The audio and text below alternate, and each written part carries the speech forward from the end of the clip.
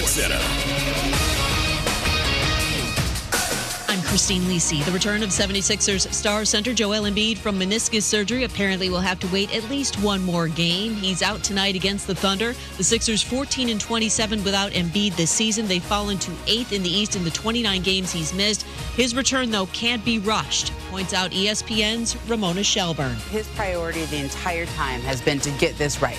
He's not going to come back until he feels close to 100%. Like, whether he's all the way back or he just feels strong enough, like, his priority is winning a championship, being as best as he can for the playoffs. And so if it's tonight, if it's Thursday, if it's next week, whatever it is, he's got to get this right because it's too important for him. Philadelphia's at Miami Thursday. The Heat is 7th in the East, a game and a half up on the Sixers. Clippers forward Kawhi Leonard, right knee soreness, will not play tonight against Sacramento. His status Thursday against the Nuggets. The start of a home back-to-back is uncertain. Rajon Rondo on the All the Smoke podcast announced his retirement after 16 NBA seasons. He last played in the 2021-2022 season with the Lakers and the Cavaliers. Hey, it's your resident Super Bowl champ, Chris Candy, coming up Wednesday. Dak Prescott hasn't gotten his bag yet, but I'll tell you which QB will be in line for the next mega deal. It's Unsportsmanlike, 6 a.m. Eastern, right here on ESPN Radio, ESPN2, and ESPNU. Matt Moscona. I'm very important. After further review. Say it one more time. After further review with Matt Moscona. And here we go. Live from the Mercedes-Benz of Baton Rouge Studios. Let's ride.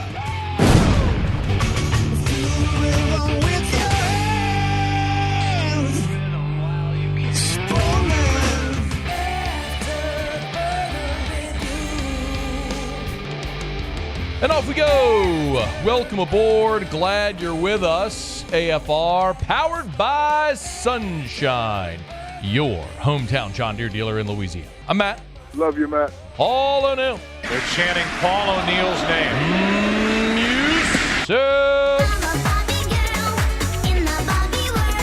And Mr. Toby Tom Blake.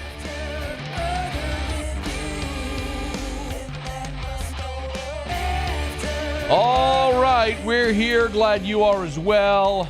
Get out there and make it a good one. Tiger baseball team loses to Southern football team. Back on the practice field today, Joe Sloan met with reporters. We got Todd Walker here, Lee Feinswog talking beer. But let us begin as we do every single day. It's time to pop the top on another edition of AFR with Bud Light. Drink easy. We'll begin with where I guess everyone here should be beginning today. The LSU women's basketball season ended on Monday night in Albany. Inbound will come to Clark. They're going to let her dribble it out. Clark's going to dribble to the corner in front of their fans. Horn sounds. The ball game is over. And Iowa has beaten LSU here tonight. Final score 94-87. So that's how it sounded on the LSU Sports Radio Network. Caitlin Clark, 41 points for the Hawkeyes, a game that started on a torrid pace. It was tied at halftime, but a third quarter where LSU just could not throw it in the ocean. Found LSU in an 11-point hole, and they couldn't dig themselves all the way out. So season comes to an end, and the Iowa Hawkeyes play on and move on to the Final Four. Only one team finishes the season happy. And boy, we got to do that last year. Everybody else is going to come up here and be sad. And, you know, there's nothing wrong with being sad. If you're not sad, that means you didn't invest much. So those tears are tears of investment. Couple of things about the game itself, but I think the conversation today needs to be more big picture. I mean, yes, we can talk about a lot of people have said, you know, why was Haley Van Lith guarding Caitlin Clark so long? Why wait so long for Flaugier? As a matter of fact, Kim Mulkey, that was one of maybe the first thing she answered out of the chute with the press conference. Well, there's not a whole lot of strategy. You got to guard her. Nobody else seems to be able to guard her. We didn't even guard her last year when we beat them. She's just a generational player, and she just makes everybody around her better. That's what the great ones do. I think they had a kid that scored 21 and 18. She had 12 assists. Caitlin Clark's not going to beat you by herself. It's what she does to make those other teammates better that helps her score points and them score points to beat you. Bingo. I think for a lot of people who are watching Caitlin Clark play for 40 minutes for the first time this year, for the first time since last year's national championship game, maybe you forgot or just weren't aware of what it was like, but that's what it's like. I mean, she'll pull up from anywhere. Her range is on the floor, anywhere. And if she has any separation, it's going up. That's how they play offensive. I mean, they are the number one offense in college basketball. They scored 91 a game. They scored 94 last night. It was on pace with what they do. Nothing there should have been surprising. Clark got to the 41 mark because she was making free throws late when LSU was fouling. And her shooting percentage, Caitlin Clark's field goal percentage was lower last night than her season average field goal percentage. Now, she usually averages about 6 made threes a game. She made 9 last night. She was 9 of 20, but still 9 of 20. That was sub 50% from 3. So her three-point percentage was a tick higher last night than her average, but her field goal percentage overall was lower. And ultimately, Caitlin Clark, who attempts about 22 field goals a game, attempted 29 last night. So she did put up about 7 more shots, but her field goal percentage was lower. And when you go 13 of 29, there's 16 empty possessions there for Iowa. It wasn't Caitlin Clark alone. It was the fact that you had 2 players on Iowa's team, Kate Martin, who averages 13 a game, scored 21 last night, and the other guard, Sydney Affolter, who averages 8 points a game, scored 16. You got 2 offensive performances, Iowa did, from players that doubled their per game averages. That was the difference in the game. Clark was always going to get hers. And the stunning thing when you look at it is LSU played its game. LSU's advantage, we talked about it all day yesterday. LSU's advantage was in the post with Angel Reese and Anissa Morrow. It was a big difference from a year ago where Zanano from Iowa is graduated. LSU out-rebounded Iowa 54-36. LSU out-rebounded Iowa 54-36 on the offensive glass, 23-6. You out-rebounded them 23-6 on the offensive glass. You were tied at halftime, and you went into the third quarter, and you just couldn't throw it in the ocean. There was a lid on the bucket. And look, the third quarter, where Iowa built the 11-point lead, that wasn't even their highest scoring quarter. They scored 26 in the first, 25 in the fourth, 24 in the third. I mean, it was the fact that LSU just couldn't find the ball to go into the bottom of the net. And they found themselves down 11, and that's just too much against that team that can score the way they did. So, listen, we could look at what happened with Angel Reese fouling out. It was a 10-point game. You were just under 2 minutes to play. Reese gets the bucket. If they call an and 1, maybe it's 7 with under 2 to play. You're 2 stops away from having a real game there in the final minute. But it didn't work out that way. So LSU loses. And obviously there's a lot to talk about, a lot to be thankful for and to celebrate with the season, but disappointed that it ended the way that it did. But I really think more so than just the game itself last night, the conversation is more about this team. Y'all, 2 years ago, when Kim Mulkey was hired, we didn't talk about women's basketball on this show. There wasn't any reason to. There's an old adage in radio, you play the hits. You talk about what people are talking about. And nobody was talking about this women's basketball team or program. It's no disrespect to the young ladies that play or played on those teams. But people want to talk about what's interesting, and what's interesting are winners. And undeniably, Kim Mulkey has changed. It sounds ridiculous to even have to feel like I have to say it today, but she's changed the culture and the expectation. You've won a national championship. You went to the Elite Eight this year. The expectation next year is that regardless of who's back and who leaves, you're going to be right back in this mix again next year, because that is the expectation that has been born out of these results. And rightfully so. You're paying Kim Mulkey a lot of money. She's one of the greatest coaches in the history of the game. And she has now built that expectation and done it in short order, which is an incredible feat in and of itself. I don't know about all the negativity, are they women's college basketball's villains? I don't know, and I don't even care. Let somebody else decide that. Those narratives or whatever they are. But for me, I think what's more interesting is, when you have lightning rod moments, are they gone in a flash, or do they propel a game forward? when you talk about men's college basketball, the one that everybody talks about always is the Magic Bird Final Four back in 1979. And it was that which was the magnetic moment, the kaboom moment for men's college basketball in the NCAA men's tournament. And you can't help but wonder if last year was a similar moment for women's college basketball. Highest rated women's college basketball game of all time, all the things that transcended women's college basketball. Certainly Caitlin Clark took that this year and extended it to an even greater level. And we'll see if Iowa goes on to win the national championship or whatever may happen. But that for me will be interesting in what is the legacy of this era, or does it fizzle when players like Angel Reese and Caitlin Clark and the star power is no longer in the game? Does the game continue to grow? That's sort of the interesting sort of social litmus test that only time will tell. But if you're an LSU fan, as disappointed as you are that the team lost the game last night, you can be encouraged because the expectation is they're going to be right back there. And we're going to take time, and of course we're going to talk about Angel Reese and her legacy, assuming that this is her last game at LSU. And playing, the last month of the season on a bum wheel was amazing. I mean, 17 points, 20 rebounds last night. I mean, she dominated the post. She's, in LSU's pantheon. A young lady that was the NCAA tournament's most outstanding player. She was the catalyst on the national championship team, SEC Player of the Year, unanimous All-American, all of the accolades. You set the record for most double-doubles in a season. I mean, she's incredible. And if her time at LSU is done, we will look on her legacy the way we do Simone and Sylvia Fowles and the other greatest players in the history of this program. And, we'll see. Haley Van Lith could become a super senior and come back, but likely won't. Angel likely is going to move on. But Flage's back for a junior season. Anissa Morrow could come back for a senior season.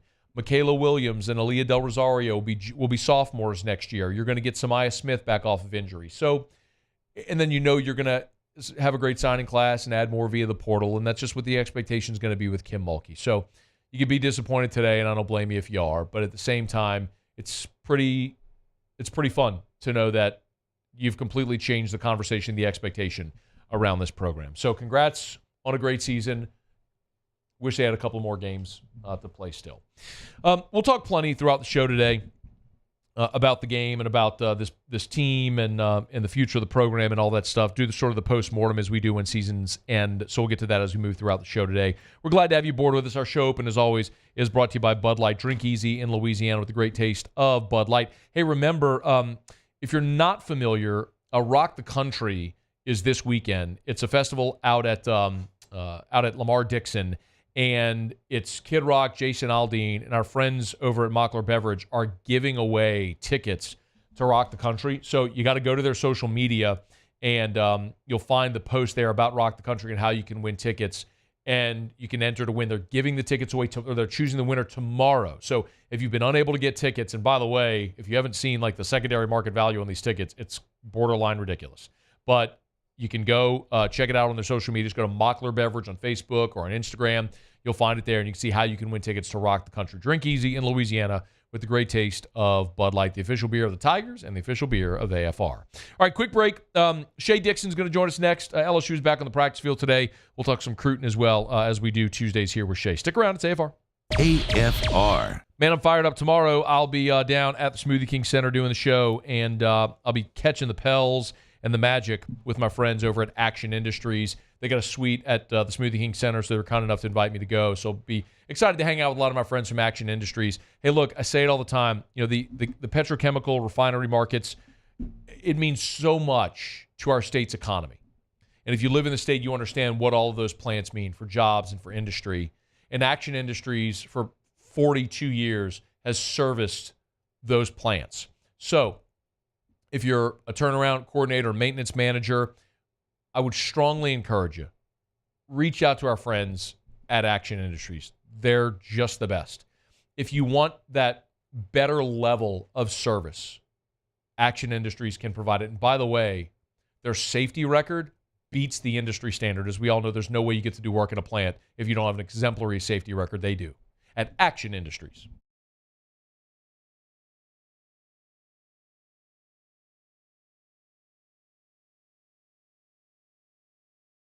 banking app is a smart way to manage your money and time. Gulf Coast Bank and Trust, the bank that cares about you. The Windsor Senior Living Community in Mandeville, Louisiana is a beautiful, vibrant apartment community geared toward seniors. They are nestled right in the heart of Mandeville, where seniors live a more carefree lifestyle in spacious apartments with the peace of mind that comes from having a little extra help. Call the Windsor at 985-624-8040 to schedule a lunch and tour. Come see how the Windsor can be your passport to peace of mind.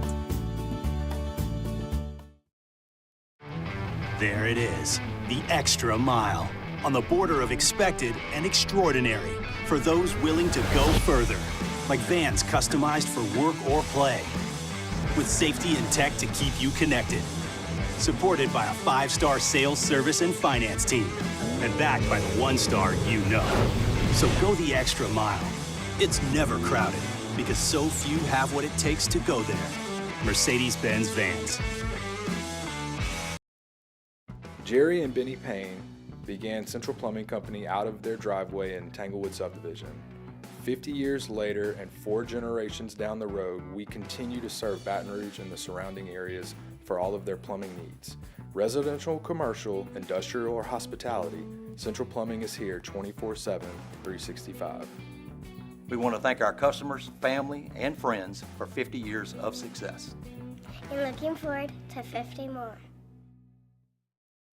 Hey, it's Matt Moscona. For years, you've heard me tell you about Insurance Network of Louisiana, helping you find better coverage for less money. But it's not just for your home and auto. They also offer commercial property. So, retail stores, professional offices like doctors, dentists, attorneys, clothing boutiques. Insurance Network of Louisiana can find you better coverage for less money. They service the entire state of Louisiana, and they're local. So call today at 293-0450 or lainsurance.net. I've been doing business with Luba for 25 years. They're dependable, trustworthy. It's just the attention to detail with our clients. Our folks have years and years of experience. They're highly trained professionals, but many companies have that asset. What I'd like to think makes Luba a bit different is that we use those talents in a way that truly is dedicated to serving the needs of the folks who depend on us.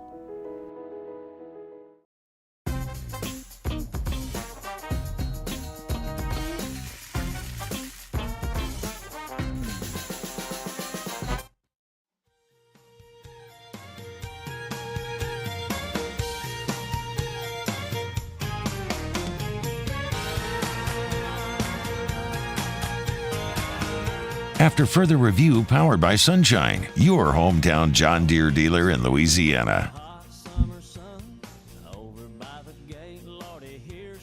Hopefully your vibes are better today, because yesterday sucked, man. Women lost to Iowa. Baseball team got shellacked by Southern Ute. 12-7. Woo! Yeah.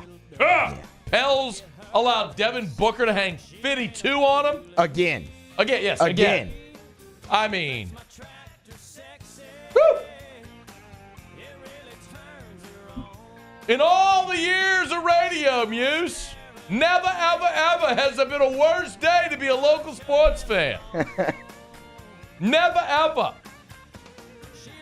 Shut up, Big C. Okay, let's get going. This might cheer you up.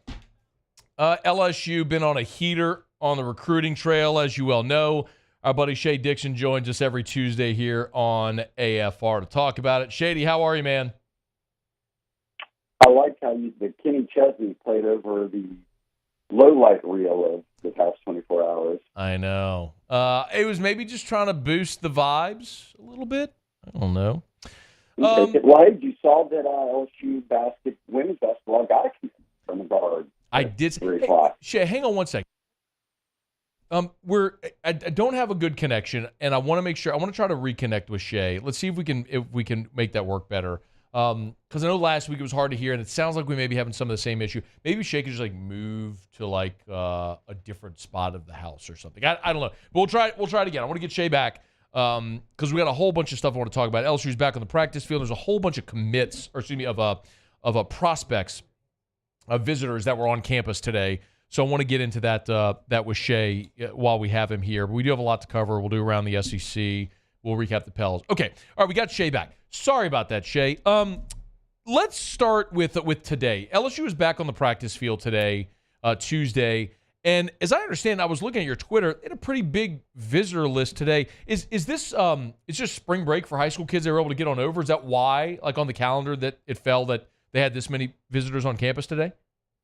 Yeah, it can be usually a mix of things. For instance, Lamar Brown was there out of U-High. A lot of those kids, sometimes when they have open periods or whatever it is, they can come over and watch. And look, he's a 5-star now and top, 3 overall prospect on 3 for next year. So the city of Baton Rouge stacked with him and Blaine Bradford over at Catholic. Hey. As 2 top 10 players nationally, regardless of position. And the number 1 player in the country, regardless of position, plays at St. Aug, D lineman and Jakeem Stewart. So to get guys like Lamar is always good. But yes, they had a number of kids come in, a handful from out of state that have offers that they're recruiting. And probably the most noteworthy would have been Onis Kenenbany, who is coming out of Columbia in South Carolina. So USC's on him. North Carolina's been on him hard. But a number of SEC teams. Tennessee's been in the mix as well.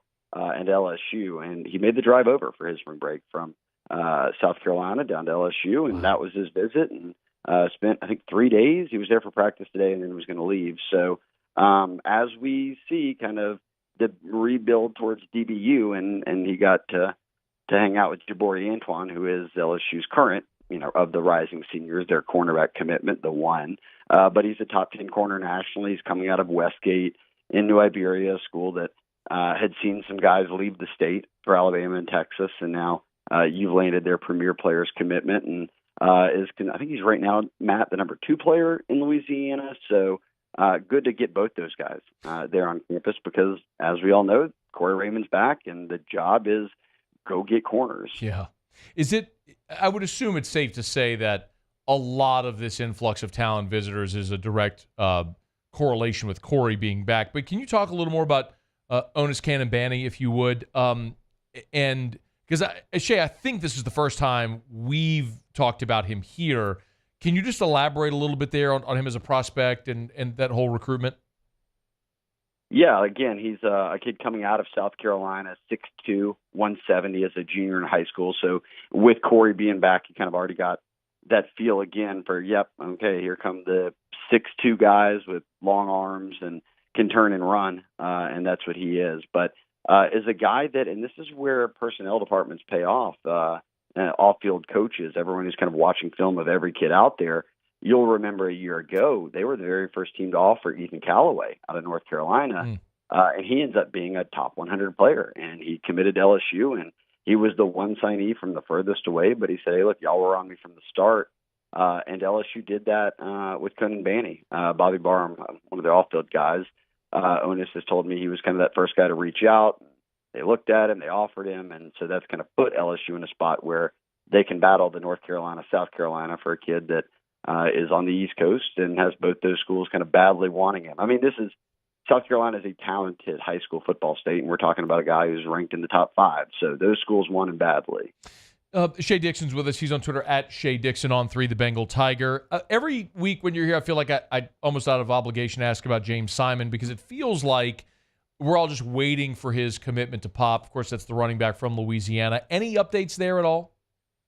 Yeah, he made his LSU visit first. He's on a string of visits right now, which is also a combination of spring break where he's making a handful, and then he's got others scheduled for weekends. And we were watching to see, okay, does he pop after staying at LSU for multiple days, and instead they've chosen to, hey, let's go ahead and see this out. They went to Bama at the end of March. I believe this weekend he's at A&M, or maybe he switched it up and went to Notre Dame, but then you've got Texas, Miami. He's from North Louisiana. He's going to pop into La Tech for their big visit weekend. So by the end of April, he said he should probably be done with, checking out his top schools or, schools he really wanted to go see, maybe that he hadn't yet, like a Notre Dame. But I think that give it another month or so, I think as we get into the month of May and certainly camp season in June, that a guy like that shuts things down. Look, they went to the state title. He was one of the best players in the state.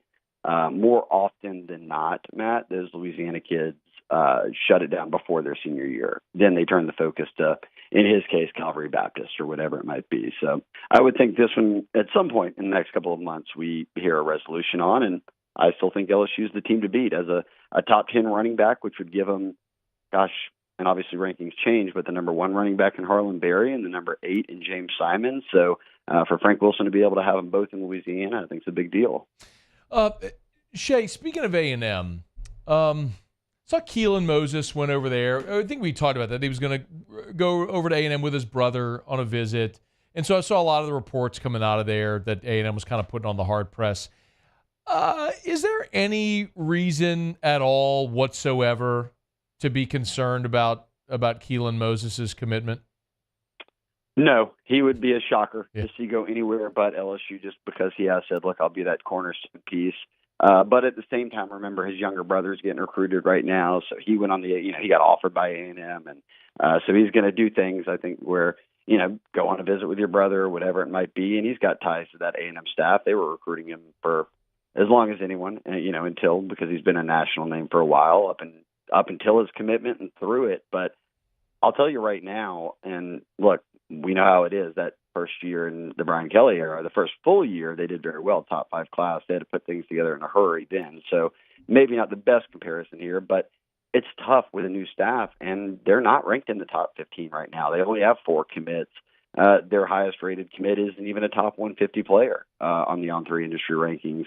And so far, all 4 of their commitments are out of Texas. So I think that Mike Elko and that almost completely new staff is really just trying to get a feel for things. And I don't see them being much of a threat in the end for a guy like Keelan, or really, look, James Simon, yes, he's being courted by him, but there aren't many guys left, only 2, James Simon and Corey Adams out of Edna Carr, who have LSU offers in Louisiana and aren't already committed to LSU. So I just don't think A&M is going to be a school this cycle that comes in and really makes any waves in Louisiana. Shay, there was another prospect on campus for a visit, a local kid that I wanted to ask you about. Now, he's a young guy, but I'm asking because of the position he plays, and quite honestly, just because of word of mouth stories I've heard. It's Elijah Haven, who's a class of 2027 prospect. He was a freshman in high school, as you well know, but he's a quarterback over at Dunham, and I've heard Terrio rave about him, and he's next, right? He's going to be the next biggest thing. What can you tell us? It's so early, but it feels like this is one that we're going to be talking about for 4 years. So what can you tell us there about Elijah Haven? I mean, he's a guy as a freshman in high school, 6'4", 180. He doesn't look anything like a freshman playing over there at Dunham, but he has started this past year, played very well. So just think he's got 3 years of high school development in front of him. And the feel, and look, this is so tough, quarterbacks especially, because nationally, and we're talking LSU recruits at a high level, obviously at quarterback, they have the number 1 quarterback in the country committed. But these guys, by their junior year, they all start. By their sophomore year, maybe it's 50% of them are starting. Freshmen, you just don't know how many in this class, around him, are also going to pop up in the coming years and be good. But early on, a lot of people think, hey, look, of the guys that are starting as freshmen, this kid looks like one of the better ones in the country. He's got Ole Miss, Florida, Texas Tech, Miami. They've all offered. Good basketball player. I mean, just all around really good athlete. And a guy that Joe Sloan and them went and watched play basketball. They've seen him play football. They've had him at camp. They have him on visits. He and his dad were there today. So, as always, they take their time with Louisiana kids. You don't offer a kid and then never want to go back on it. But I would be surprised if a day didn't come when Joe Sloan and the staff offer Haven, and it wouldn't really be a surprise to anyone, considered probably the waves he's going to make in Baton Rouge in the next 3 years. Is he the next Zadok Dinkelman? No, didn't that happen? Wasn't he no? This kid started in a freshman. I don't think Dinkelman had ever started a game before when he got offered and committed. He was in 8th grade. He was playing JV ball. So, for those that don't remember, and Shay, remind me if my memory is hazy here. Dinkelman was Ty Detmer's nephew, who LSU offered, and he committed in the 8th grade. And then he just never really materialized. I think he maybe ended up going to like a junior college or like a D2 school. Do I remember correctly? Yeah, he went to Texas A&M Commerce, maybe it was. Okay. So let's hope we're not talking about the next Zadok Dinkelman. Let's hope this is the next Bryce Underwood. Something like that would be great. There you go. All right, Shay, before we let you go, and of course, Shay Dixon on 3, the Bengal Tiger, on Twitter at Shay Dixon. You want recruiting news, he's the best. That's where you go. What calendar, what are we looking at here? Obviously, with the spring game, less than 2 weeks away. Yeah, they're going to have one more probably visit weekend where guys come in this weekend for the scrimmage, and then they'll have a number of guys in for the spring game. Obviously, you battle a lot of teams who kind of play that weekend and have spring games and want guys to come in, but they'll have a good visitor list. I think right now we're all watching a class that has gone back and forth with Ohio State as the number 1 or 2 teams in the classes in the country and are excellent. Both of them recruiting at a high clip. But LSU, Matt, has 11 commits. All of them almost are on offense, except maybe 2 or 3. I guess 3 total are on defense. So when does the defense kind of run start? And I think that the correlation between replacing your whole defensive staff and being low on kind of getting out of the gates kind of is a correlation that makes sense. They're feeling it all out. So my prediction is the next wave is D-line and defensive backs when it comes to commitments. He is Shay Dixon on 3, the Bengal Tiger. Follow him on Twitter at Shay Dixon. You're the best. Thanks, man. Appreciate it as always. Thanks, Matt. All right, man. Be well. We're brought to you by First South Farm Credit. You want to buy land? It's easy. You call the people that have helped Louisianans buy land since 1916. It's First South Farm Credit. Your first call is First South Farm Credit. Just remember, your first call is First South Farm Credit. Website, firstsouthland.com. It's easy. See all the first there at the beginning? firstsouthland.com. First South Farm Credit. Your first call should be to First South Farm Credit. They're the best. Really enjoyed getting to talk to Tim and the gang over there. Terrio was looking to, I think he told us a couple Fridays or last Friday. Terrio was looking to buy some land, some hunting property. He asked me, he's like, hey, man, can you connect me with the folks over at First South Farm Credit? Put him in touch with Tim. No worries. Bada bing, bada bang, bada boom. Easy conversations. A little bit of a complicated circumstance that Terrio has, but they're working through it. And you wonder, why wouldn't you just call a lender or go to your bank? Because all First South Farm Credit does is help Louisianians finance land, which they've done for more than 100 years. It's their one thing that is their specialty.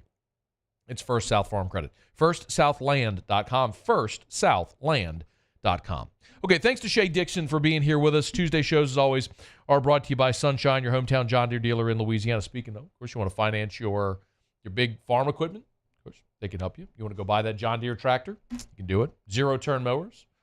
Of course, Sunshine, your hometown John Deere dealer in Louisiana. Okay, quick break. We'll go around the SEC.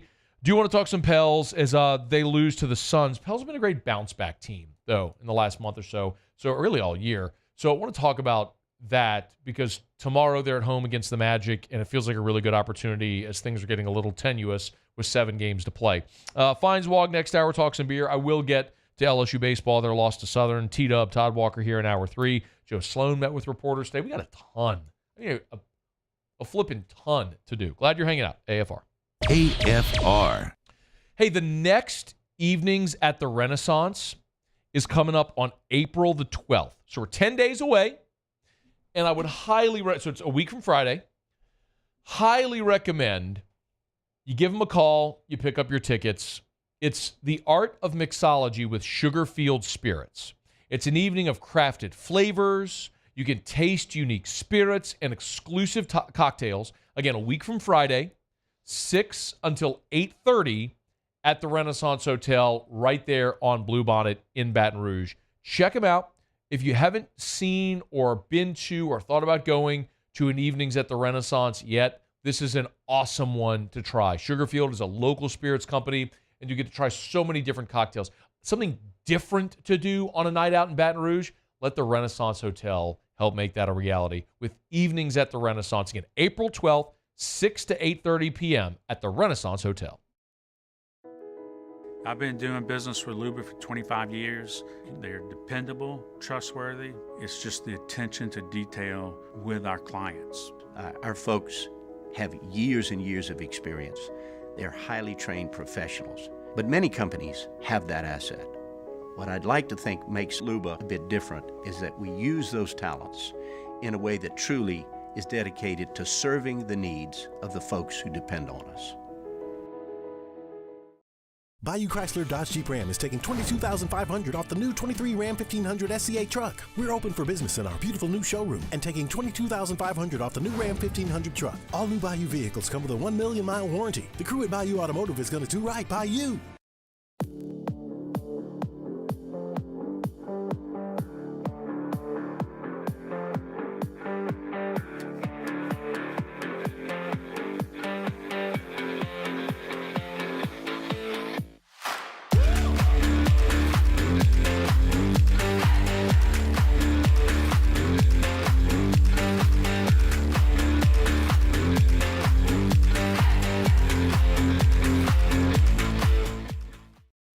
Electricity is all around us, and our families depend on it. Every day is sparked by the power of a cold drink or a warm meal, a movie night, and a comforting light at the end of a dark hallway.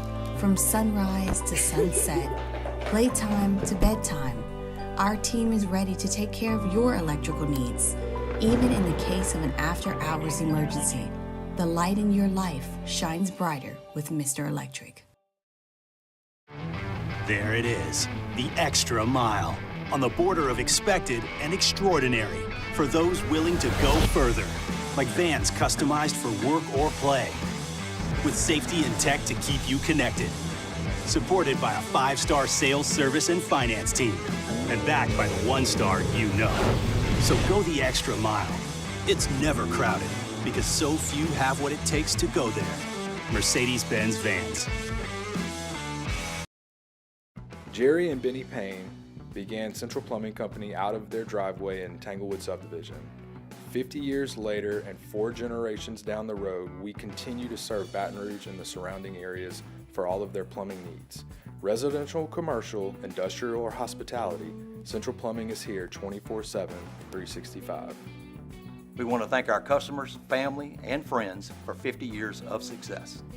And looking forward to 50 more. At Relief Windows, we're more than windows. We're windows, doors, hardy plank, and vinyl siding. But our number one product is always customer satisfaction. Sexy, it really turns her on. She's always staring at me while I'm chugging along. After further review powered by Sunshine, your hometown John Deere dealer in Louisiana. Grass is growing.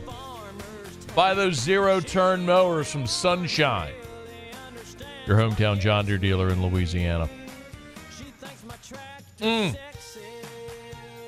I heard a rumor that this is a Musso family favorite.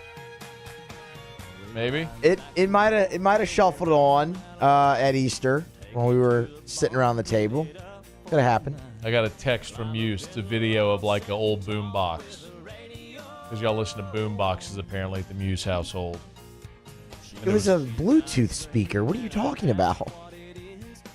It was a boom box. It was not a boom box.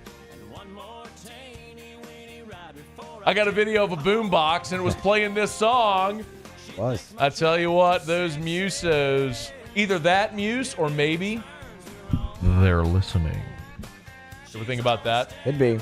Big Brother, been listening to you here, play this song every Tuesday when we talk about Sunshine. Could be. Your hometown John Deere dealer in Louisiana. And that's why they know Muse. It's all the AI robots that are getting you. That's what they are. From something fun to something completely a 180 from fun. LSU has settled the sexual misconduct lawsuits involving former athletes. If you remember the whole Hush Blackwell thing from a couple of years back, LSU settled with 10 former students who had sued the school over their alleged mishandling of sexual assault, domestic violence. There were several complaints you might remember against Darius Geis. There was the former LSU tennis player who was allegedly beaten by former LSU wide receiver Drake Davis while they were in a relationship, and LSU mishandled all of those cases. It was so egregious when the Hush Blackwell report came out that King Alexander, who was then at Oregon State, got fired by Oregon State, and Les Miles, who was then the coach at Kansas, got fired by Kansas. Two men lost their jobs at their present employer, at the time present employer, because of what had happened previously at LSU. So thankfully, this sordid episode of LSU athletics and the university as a whole is behind them. Of course, we know that the only punishments internally that were handed down by LSU were suspensions of Verge Osbury, Miriam Seeger, but that was about the extent of it. Now LSU is settled, and hopefully they've taken necessary steps to avoid things like that from ever happening again, because that was a heinous black eye on a place that I love very much. I was at LSU today, as a matter of fact, speaking to a class of Manship School students, seniors, and I love my alma mater, not just sports. I mean, I love Louisiana State University. I love my alma mater, and not a proud moment, but it's behind him, and hopefully they've learned from it. Time will tell. All right, we'll go around the SEC here in just a smidge. Hey, I'm excited. Told you yesterday, got a new partner on the show, Optimize Solutions. It's Optimize Generator people. There are a lot of places that sell Generac automatic home standby generators. You know the drill, right? Power goes out, boom, generator power's on. For our family, after Ida, when we lost power for more than a week, that's when Erica was like, that's enough. So that's when we got a Generac. And one of the most impressive things in talking to my friends over at Optimize when we were sort of going through this whole process is that all they do is sell automatic home standby generators for residential properties. That's it. There's a lot of businesses that will sell you a Generac, automatic home standby generator. The only thing that Optimize does is sell Generac automatic home standby generators for residential properties. So they handle everything. I've been to their warehouse. It's full of inventory. They have technicians that know how to not only install properly, but service your generator as well. It's Optimize. Have one phone conversation with them. You'll understand. They have an honest price guarantee where it's up front. It's the price you see is the price you're going to pay. There's no add-ons or anything like that. When they give you a quote, that's the price. It's Optimize. You can call them at 800-927-4832, 800-927-4832. That's 800-927-4832. Optimize services the entire 1012 corridor. So it doesn't matter if you're west in Lake Charles, Lafayette, right here where I'm sitting in Baton Rouge, east, New Orleans, North Shore. They service the entire 1012 corridor in Louisiana, and they're the number one Generac dealer in our state. It's Optimize, Optimize, generator people, Generac automatic home standby generators. OptimizeEGS.com or call 800-927-4832. Okay, let's do it. Let's go around the SEC. Around the SEC, bringing you the biggest news from the nation's best conference, the Arkansas Razorbacks. Arkansas coach Eric Musselman set to interview for the USC head coach opening, first reported by We Are SC. This on the heels of former coach Andy Enfield leaving for SMU. 5 seasons with the Razorbacks. Musselman is 111-59, back-to-back Elite 8 appearances in 21 and 22. This past season, his worst with the Razorbacks, and could be looking to move on. The Ole Miss Rebels. Ole Miss has hired longtime NFL Director of Personnel Mike Williams to its staff. News first reported by Matt Zenitz of 247. His official title will be Senior Director of Player Personnel. He replaces, of course, Austin Thomas, who left Ole Miss to come to Baton Rouge. Also, 4-star running back Kylan Deere has committed to Ole Miss. Number 34 player in the nation for the class of 2025. The number 2 running back, number 2 player in the state of Mississippi. Second Ole Miss commit for 2025. The Missouri Tigers.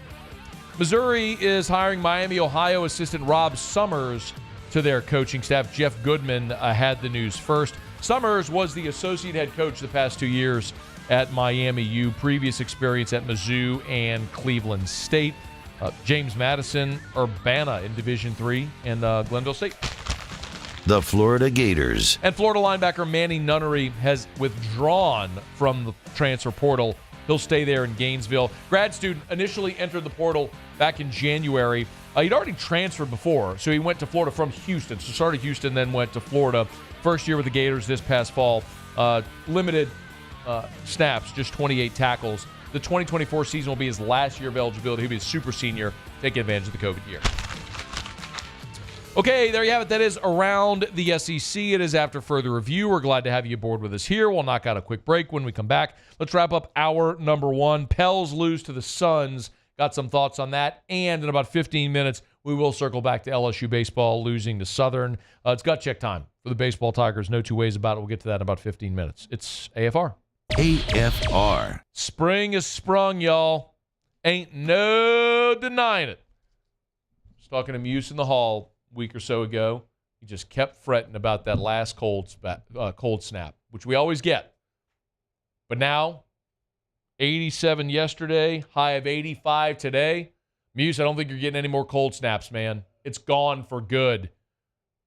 And we're staring at the summer. But what that means is you're going to be outside, which means it's time to go to Clegg's. Any of the 4 locations in the greater Baton Rouge area. I was having a meeting today, a breakfast with a client. They told me they went to Clegg's, bought the mosquito barrier, the Aeon mosquito barrier, thrilled with it.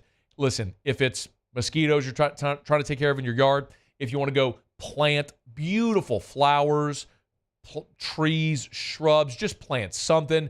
If you need bulk mulch or by the bag, soil, Johnny Naylor seeds, they got everything. Get in your lawn, get in your garden, just plant something. It's Clegg's Nursery.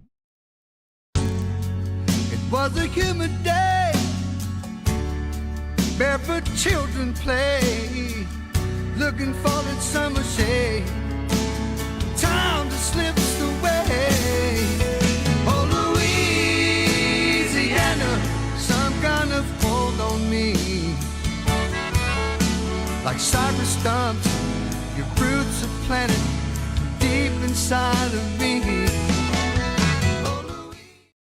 Hey, it's Matt Moscona. For years, you've heard me tell you about Insurance Network of Louisiana, helping you find better coverage for less money. But it's not just for your home and auto. They also offer commercial properties. So, retail stores, professional offices like doctors, dentists, attorneys, clothing boutiques. Insurance Network of Louisiana can find you better coverage for less money. They service the entire state of Louisiana, and they're local. So call today at 293-0450 or lainsurance.net.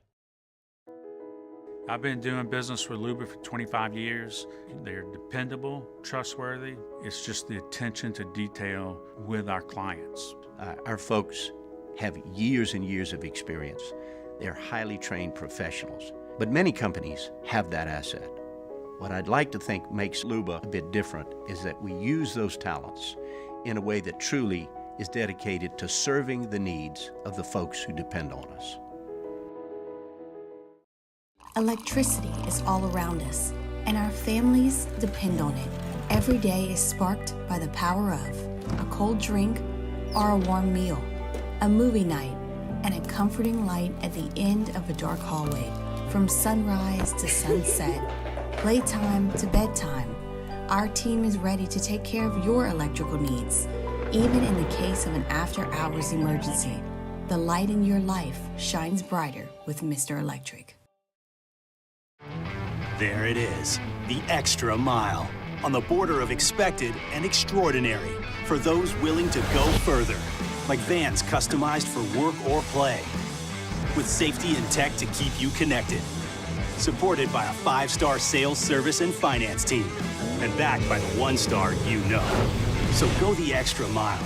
It's never crowded, because so few have what it takes to go there. Mercedes-Benz Vans. Jerry and Benny Payne began Central Plumbing Company out of their driveway in Tanglewood subdivision. 50 years later and 4 generations down the road, we continue to serve Baton Rouge and the surrounding areas for all of their plumbing needs. Residential, commercial, industrial, or hospitality, Central Plumbing is here 24/7, 365. We want to thank our customers, family, and friends for 50 years of Understands what gets me. She thinks my tractor's sexy. Well, she ain't in the After further review powered by Sunshine, your hometown John Deere dealer in Louisiana. You know, you don't want to take credit from these guys when they go out and have a performance like he did. He hit some shots that we gave him, and he also hit some tough shots. We have to do better. I mean, there's no excuse to get 50 put on us twice. And so, our mentality coming out, especially in the first quarter, because both games, it's been the first half where he's really done some damage against us. You know, quite frankly, we were soft guarding him. We just had a soft mentality when it came to being physical on him, and he's a great player. You can't allow him to be comfortable, and that's what we did tonight. That is Willie Green, and the he to which Willie Green was referring is Devin Booker, who put another 50-burger on the Pels last night. The Suns beat New Orleans 124-111, and there was never even a game. The most disappointing part about it is New Orleans has so much to play for right now, and I am sympathetic because you're without Brandon Ingram, who is arguably your best player, and we could have the conversation because of the way Zion's played, certainly the way Zion's played in the last month, but you're at home. And like we talked about, it's not just that now with 7 games to go, you're trying to push forward, but you're also trying to hold off Phoenix. Remember, we're looking at it through a Pelicans lens.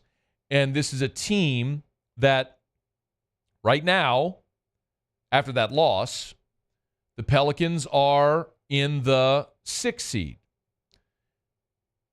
And that's good because you avoid the play-in. And so we're looking at the Pels, and now you're 2.5 behind the Clippers. Remember, you got a tiebreaker over the Clippers as well, and you'd love to be a 4 seed because if you're a 4 seed, then not only do you avoid the play-in, but you get home court advantage in the first round. But the problem is the Suns are one of the teams right on your heels, and they made up a full game on you last night. And so the Phoenix Suns are 1 game behind the Pelicans, and if you fall behind Phoenix, all of a sudden you're back in the play-in. So that's the conversation we've been having all season long about this team. Well, what's the next step? What's the graduation? Well, it's avoid the play-in. Just be in the postseason. And you've got an amazing opportunity. I think this team is plenty good enough to do it, and quite honestly, I think they will do it. I think the Pels will avoid the play-in and will be a top 6. One of the things that gives me a lot of confidence is this has been a team that's been magnificent, especially in the last month, at bouncing back after a loss. We just saw it. They lost to OKC at home, 119-112, where they were down 20, rallied, took a lead, thought they were going to win it, and they just kind of threw up on themselves in the last 2 minutes of the game, and OKC won that game. Well, next time out, Pels beat the Bucks 107-100.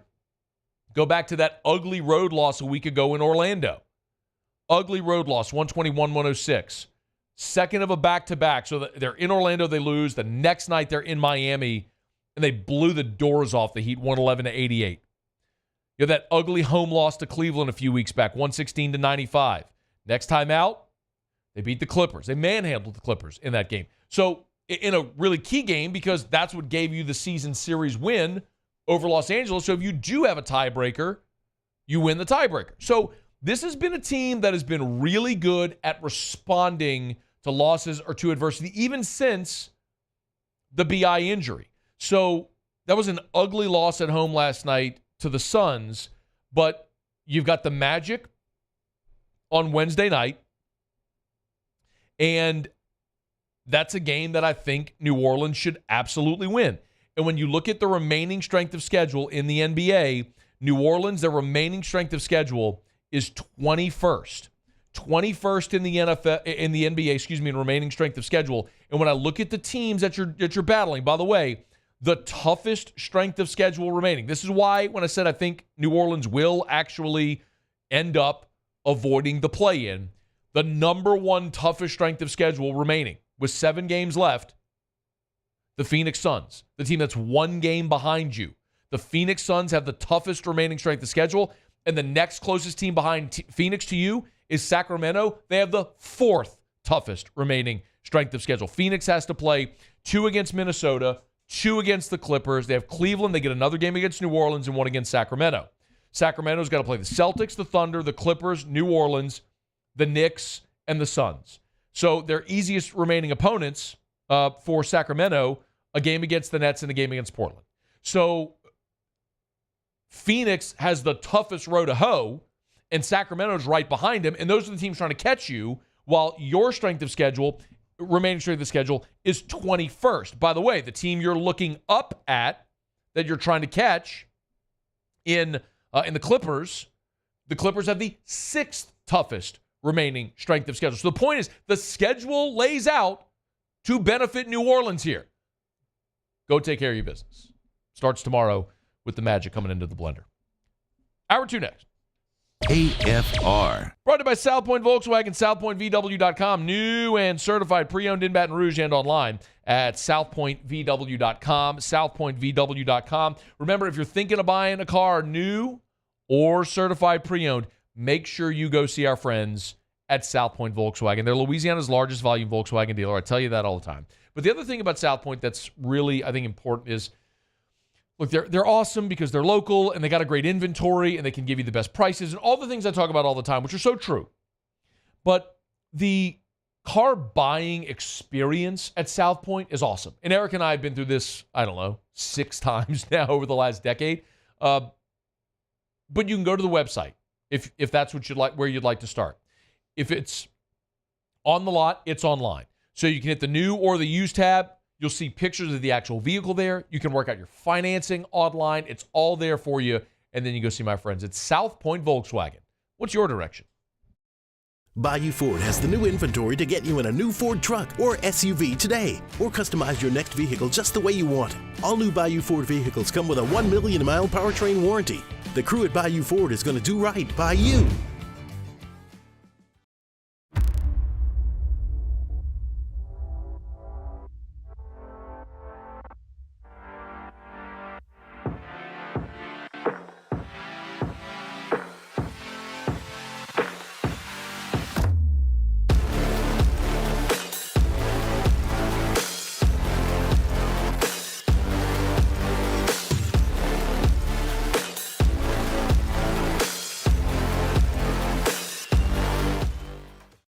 Hey, it's Matt Moscona. For years, you've heard me tell you about Insurance Network of Louisiana, helping you find better coverage for less money. But it's not just for your home and auto. They also offer commercial property. So, retail stores, professional offices like doctors, dentists, attorneys, clothing boutiques. Insurance Network of Louisiana can find you better coverage for less money. They service the entire state of Louisiana, and they're local. So call today at 293-0450 or lainsurance.net. I've been doing business with Luba for 25 years. They're dependable, trustworthy. It's just the attention to detail with our clients. Our folks have years and years of experience. They're highly trained professionals. But many companies have that asset. What I'd like to think makes Luba a bit different is that we use those talents in a way that truly is dedicated to serving the needs of the folks who depend on us. Electricity is all around us, and our families depend on it. Every day is sparked by the power of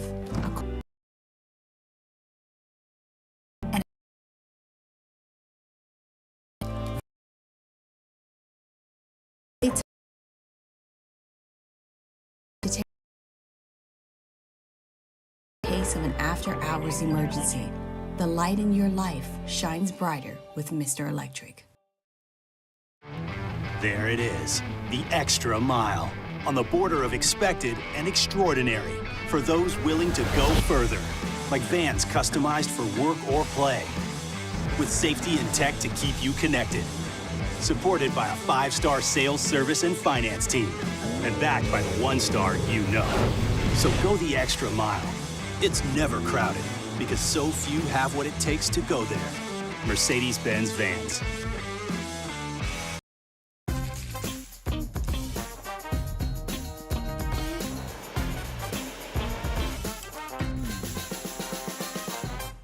best kept secret in town is out. Discover Tallulah at the Renaissance Hotel on Bluebonnet.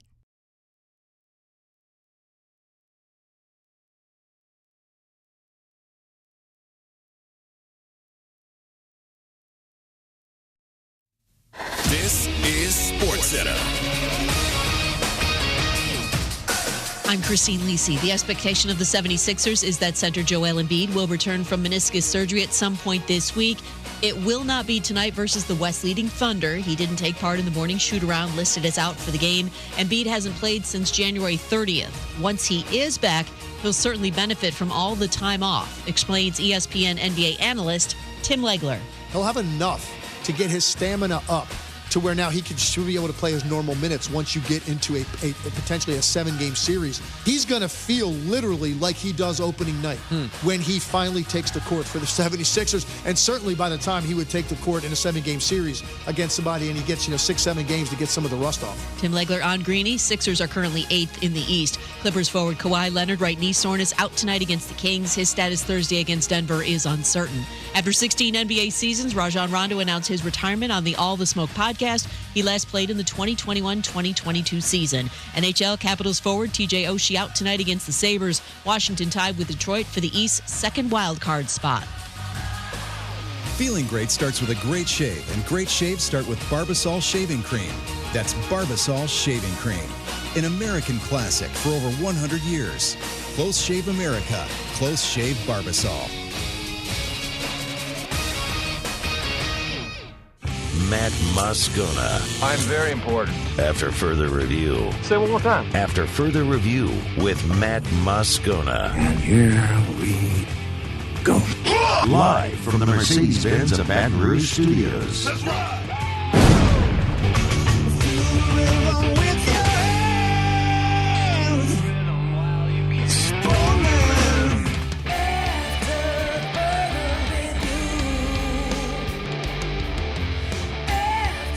Hour 2, off we go. Welcome aboard. Glad you're with us. AFR, powered by Sunshine, your hometown John Deere dealer in Louisiana. I'm Matt. You're a loser, Matt! Hey, shut up, kid.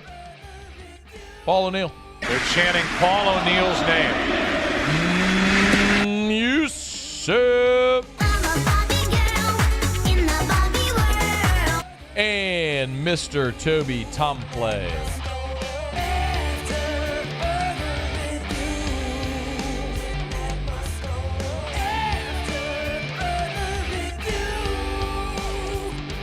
All right, we're here. Glad you are as well. Get out there, make it a good one. Feinswog here in about 15 minutes from right now. We will talk some beer.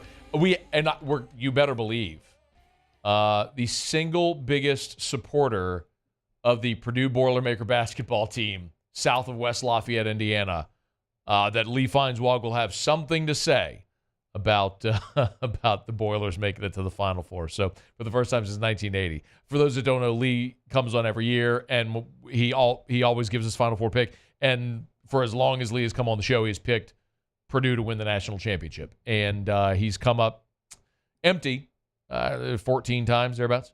And he's 2 wins away from it this time. We'll see. There are... I think every high-level competitor loves to win. May sound like an obvious statement, but I think it's true. Everybody that does anything at a high level loves to win. It doesn't matter if it's athletics or whatever it is you do professionally, whatever your hobbies may be. Everybody loves to win. In my experience, the differentiator between people that are really great and like the complete elite upper crust, like the teensy-tiny 1% of half of a percent that separates those that are talented and great from like the ones that are truly elite,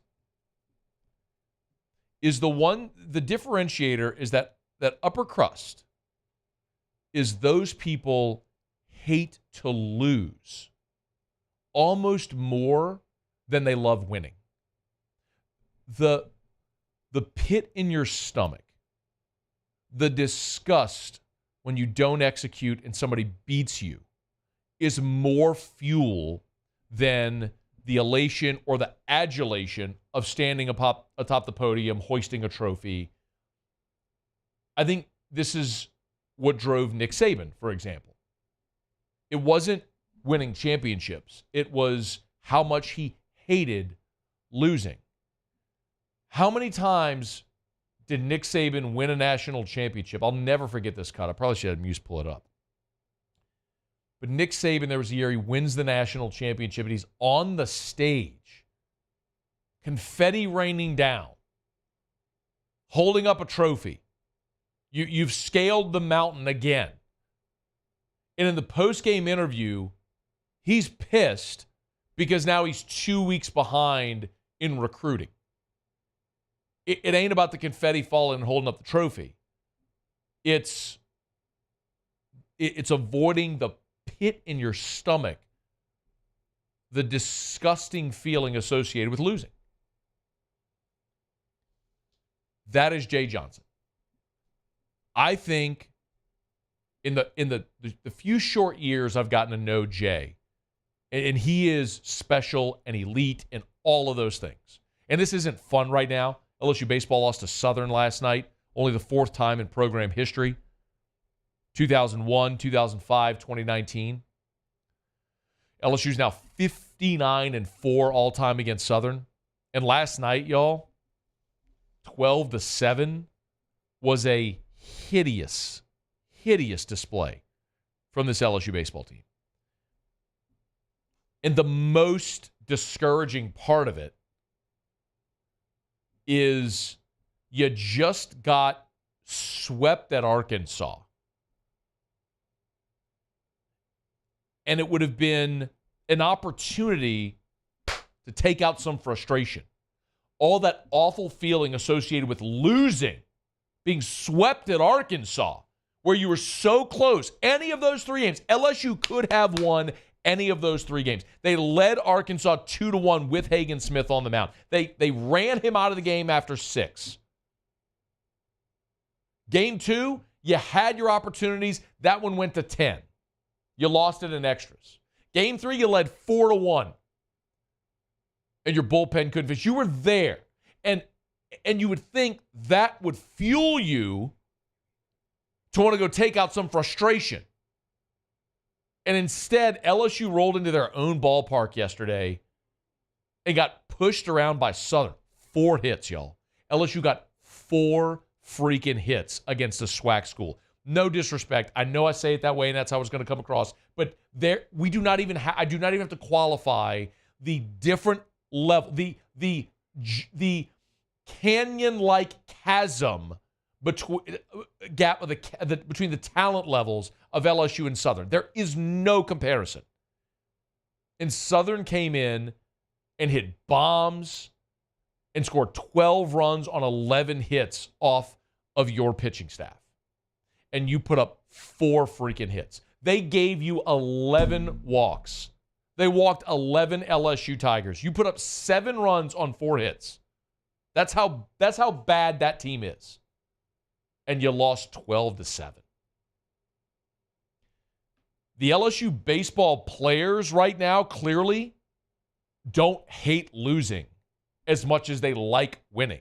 Otherwise, you would not have had that type of performance last night. There would have been a level of give a damn, which there wasn't. I mean, Jay Johnson after the game, listen to this. This is a man who hates losing. Listen to Jay Johnson after the game last night. Team. Pitcher did a great job locating pitches. The hitters smashed everything our pitchers threw. Might as well, the defense thing was not really good in the middle infield tonight. We got a ground zero, and in terms of how it happened, we just were completely unprepared to play tonight. Completely unprepared to play. Play another one. Well, we have to get better at everything, relative to competitiveness, concentration, certainly part of that. Those are just all excuses. You either can or you can't. whether it's mental or physical. I mean, this is not intramural or recreational sports. You're either good enough or you're not, and we weren't good enough tonight. Hey, Jay, how was your pitching against Southern? Yeah, awful. I mean, walks, homers, lasers. Top of the order, we could not get them out. That's got to be looked at hard. Hey, Jay, you going to lean on your leaders? A tough time? You going to lean on your leaders right now going through this tough time in the season? You'd have to talk to them when next time you get a chance. I couldn't even tell you who that is after a game like that. Now, to be clear, I love all of them as people. Everybody, including myself, has to elevate what we're doing to get us out of this deal. That's the voice and the tone of someone who is elite because he hates losing more than he loves winning. It's not to say he doesn't enjoy winning. It's not to say Jay Johnson wasn't over the moon winning the last game in Omaha last year. We talked to him the next day, if you remember, and he told us the story about how he snuck back in to the park there in Omaha and just sat in the dugout and just took it all in. Yes, a fulfillment of a lifelong dream for a coach. Yes, he loves winning. Don't misunderstand. But what drives that tiny, tiny, tiny percentage of the truly elite is their disdain for losing. Jay Johnson hates losing. As of today, his team does not hate losing as much as they love winning. They got to figure that out. I don't know the answer. But I've sat here and told y'all that I will be fascinated to see, listen, because we've seen this mathematically get to the halfway point of conference, 5-10, 6-9, somewhere around there. The schedule lightens up. Say you go 11-4 in your final 5 weekends. It's exactly what Tennessee did a year ago. Started 5-10, finished 11-4, 16-14, playing their best ball. They win the regional at South Carolina, win the Hattiesburg Super. They go to Omaha. It's doable. Don't tell me it's impossible. LSU's got future big leaguers all over the field, and they got arms and talent for days. They got to put it together and want to go do it. I feel like this weekend against Vanderbilt, this is your pendulum moment. You can't wait 2 more weeks. You got to go win this series. You got to, because now it's about how do you respond. You get swept at Arkansas, you lay down on your home field against Southern. And there comes Vanderbilt. How do you respond? Do you play like you give a damn and go win a weekend? Or do you let Vanderbilt come and just keep shoveling manure on you and you keep rolling around in this pit of misery right now? How do you respond? Let's see. This weekend will tell you. It'll tell you everything you need to know about the character of this team. I don't have that question about Jay. I know that about Jay Johnson. I don't know about this team yet. Find out this weekend. All right. It's after further review. Talk some beer with Feinswog next. AFR. Brought to you by Glow Resources, GLO, glowresources.com. Hey, remember, y'all go follow Glow Resources on all their social media. They're doing really cool giveaways. They're literally giving away cash. They're giving away cash to their most engaged followers. So go follow them on social media. Go follow them on Facebook, on Instagram. It's a easy way to win cash. Just go engage with their content. It's Glow Resources, GLO, glowresources.com, glowresources.com. Hey, remember at Glow, they work for you, the business owner. So if you're trying to, what has been a really tough hiring market, if you're struggling to find employees to fit the jobs you need, Glow Resources can help. And they manage everything from workers' comp and child support and deductions and health insurance and dental insurance and general liability. They handle all of it. And working with them is really fun and cool, too. I'm going to be over there later this week. Looking forward to it. It's Glow Resources, GLO, glowresources.com. He's here. Anyone want a Coors Light? Oh, shoot, I forgot to play the song. I got a guy who can fix this. Power up your next project with John Deere Deals by Sunshine. Whether you're working hard or playing hard, our knowledgeable team will help you find the right product for you. Ask us about our amazing tractor package promotions. Learn more about what it means to be powered by sunshine at sunequip.com.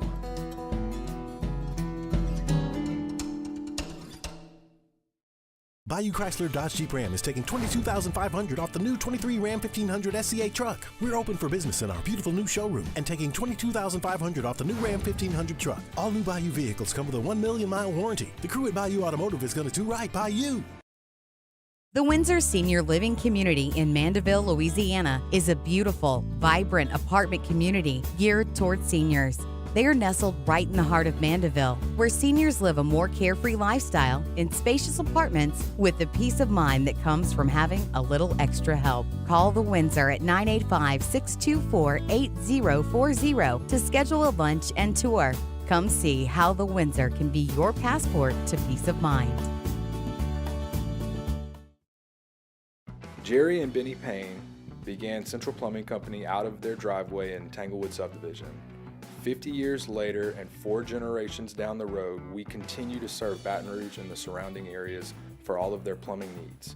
Residential, commercial, industrial, or hospitality, Central Plumbing is here 24/7, 365. We want to thank our customers, family, and friends for 50 years of success. And looking forward to 50 more. Hey, it's Matt Moscona. For years, you've heard me tell you about Insurance Network of Louisiana, helping you find better coverage for less money. But it's not just for your home and auto. They also offer commercial property. So, retail stores, professional offices like doctors, dentists, attorneys, clothing boutiques. Insurance Network of Louisiana can find you better coverage for less money. They service the entire state of Louisiana, and they're local. So call today at 293-0450 or lainsurance.net. I've been doing business with Luba for 25 years. They're dependable, trustworthy. It's just the attention to detail with our clients. Our folks have years and years of experience. They're highly trained professionals. But many companies have that asset. What I'd like to think makes Luba a bit different is that we use those talents in a way that truly is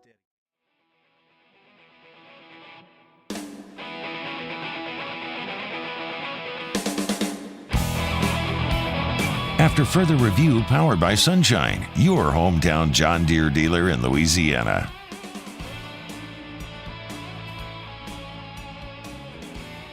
Muse. Yeah. Can we get the Purdue fight song? Sure. How about our guy, man? Lee. How about him? You're 2 wins away. Can you believe it? Barely. For all the years that we've done this, and I heard you talk about it, setting up this segment from the last segment, always picking Purdue. And last year I thought Purdue had the best team as the number 1 seed, and of course lost to the 16 in the first round, which was incomprehensible. This year is the number 1 seed, and I don't think that Purdue is going to beat whoever comes out of the other side. Oh, no. Why not? So, I just don't, right? But that's okay. Okay. I feel good. Matt Painter, go ahead. No, please. I'm sorry. Oh, you were giving me the what for there, No, I was. I had a point, but no, please, you finish. No, they're a delightful team to watch. Okay, Zach Edey, I have a tremendous amount of respect for the way he plays his position. And he has to put up with so much. He gets just beat simply to death.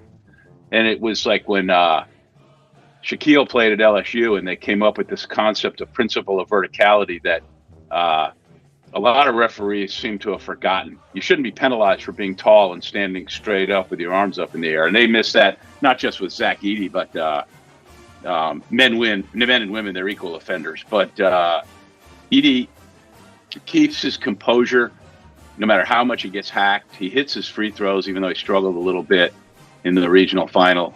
Still, what a great performance. But his supporting cast, you don't get there with one guy. His supporting cast of players is just fabulous. Braden Smith and Lance Jones and Fletcher Lawyer, Mason Gillis, those guys, I mean, they just get after it, the intensity with which they play. I think UConn's the best team left, and have thought UConn was the best team going in and remains so. Alabama is so scary because Alabama is so quick and can just microwave points in a hurry, and we'll have to do that to win the next two. And then if you don't love NC State and DJ Burns, I mean, he's America's basketball player, right? I mean, 6'9", 275, came from Winthrop. Say, dog, and that 275 is bogus. That dude, if that dude ain't 3 bills and I got a full head of hair, come on. Oh, absolutely. What beautiful hands and really good feet for a big guy. 2 transfers from very small schools were so impactful this season in this tournament. The kid for Tennessee, Necht, is that his name? Dalton Connect. Dalton Necht. Connect. You pronounce the K, Connect. I will connect that he came from northern Colorado. And he was spectacular this year for Tennessee. And what a great job Tennessee did, too. What a super, super good team. But 4 really good Final Four teams. I really thought that Houston was going to win that regional. But I love the story for NC State. I don't think NC State can play with Purdue. I would expect Purdue to just simply overpower and shut them down. They'll get theirs. They'll stick in for a little while. Alabama's a scary, scary team. Alabama's definitely the 3rd best team. Alabama's not as good as UConn, but can win because they just are so quick and can just bomb you into submission in a hurry. And but a UConn Purdue matchup presumably would be absolutely wonderful. I really like that team. That'd be the best game. Once you get through asking me something or other, that I've got, get ready, boys, an unbelievably great volleyball tie-in for Purdue. So the point I was going to make is only once prior had we seen a 1 lose to a 16. As you might recall, that was when Virginia lost to UMBC. 1 year later, Virginia, fueled by that embarrassment, won the national championship. I wonder if there's not a little bit of the same thing there lingering for Purdue, and I think Zach Edey is the best player remaining in this tournament. I get that UConn has just been dump trucking everybody. And I'd be fascinated to see that matchup and how UConn would deal with Zach Edey if it does come to pass that we see UConn Purdue. But I do think that is the matchup we're going to see, and I do think I would lean Purdue. Maybe it's just that recency bias of having seen that same thing happen with Virginia. That I think it's a hell of a bounce back story, right? A hell of a sequel to see the following season after the most embarrassing loss you can imagine to come back and win the whole thing. Just a thought. Yeah, and well, of course, Tony Bennett, the Virginia coach, as featured in the book Hoop Daddy, which is now well over 20 years old. Hey, but and his wife is from Baton Rouge. The Virginia coach, they won, and I always felt a strong tie because I spent time with him and rooted for him. And then Matt Painter, I first really started paying attention to went back about 20 years ago. He coached Southern Illinois, and the Salukis had a really good run with him as their coach.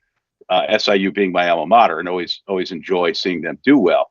So, and Matt is just a good coach. I mean, all 4 of these guys are really good coaches, but Danny Hurley and Matt Painter, the resume that they've put together and what they've done year in and year out. I mean, we joke about how I pick Purdue every year, but it's always not a bad pick. I mean, they're always going to be pretty good. Yeah. Just they underachieve in the postseason. But the broken clock is right twice a day, sort of thing. Eventually, you're going to you're going to get across the finish line. Yeah, but how fun are both of those teams to watch? I mean, the littles, and I use the term loosely because everybody looked little next to Edey for Purdue.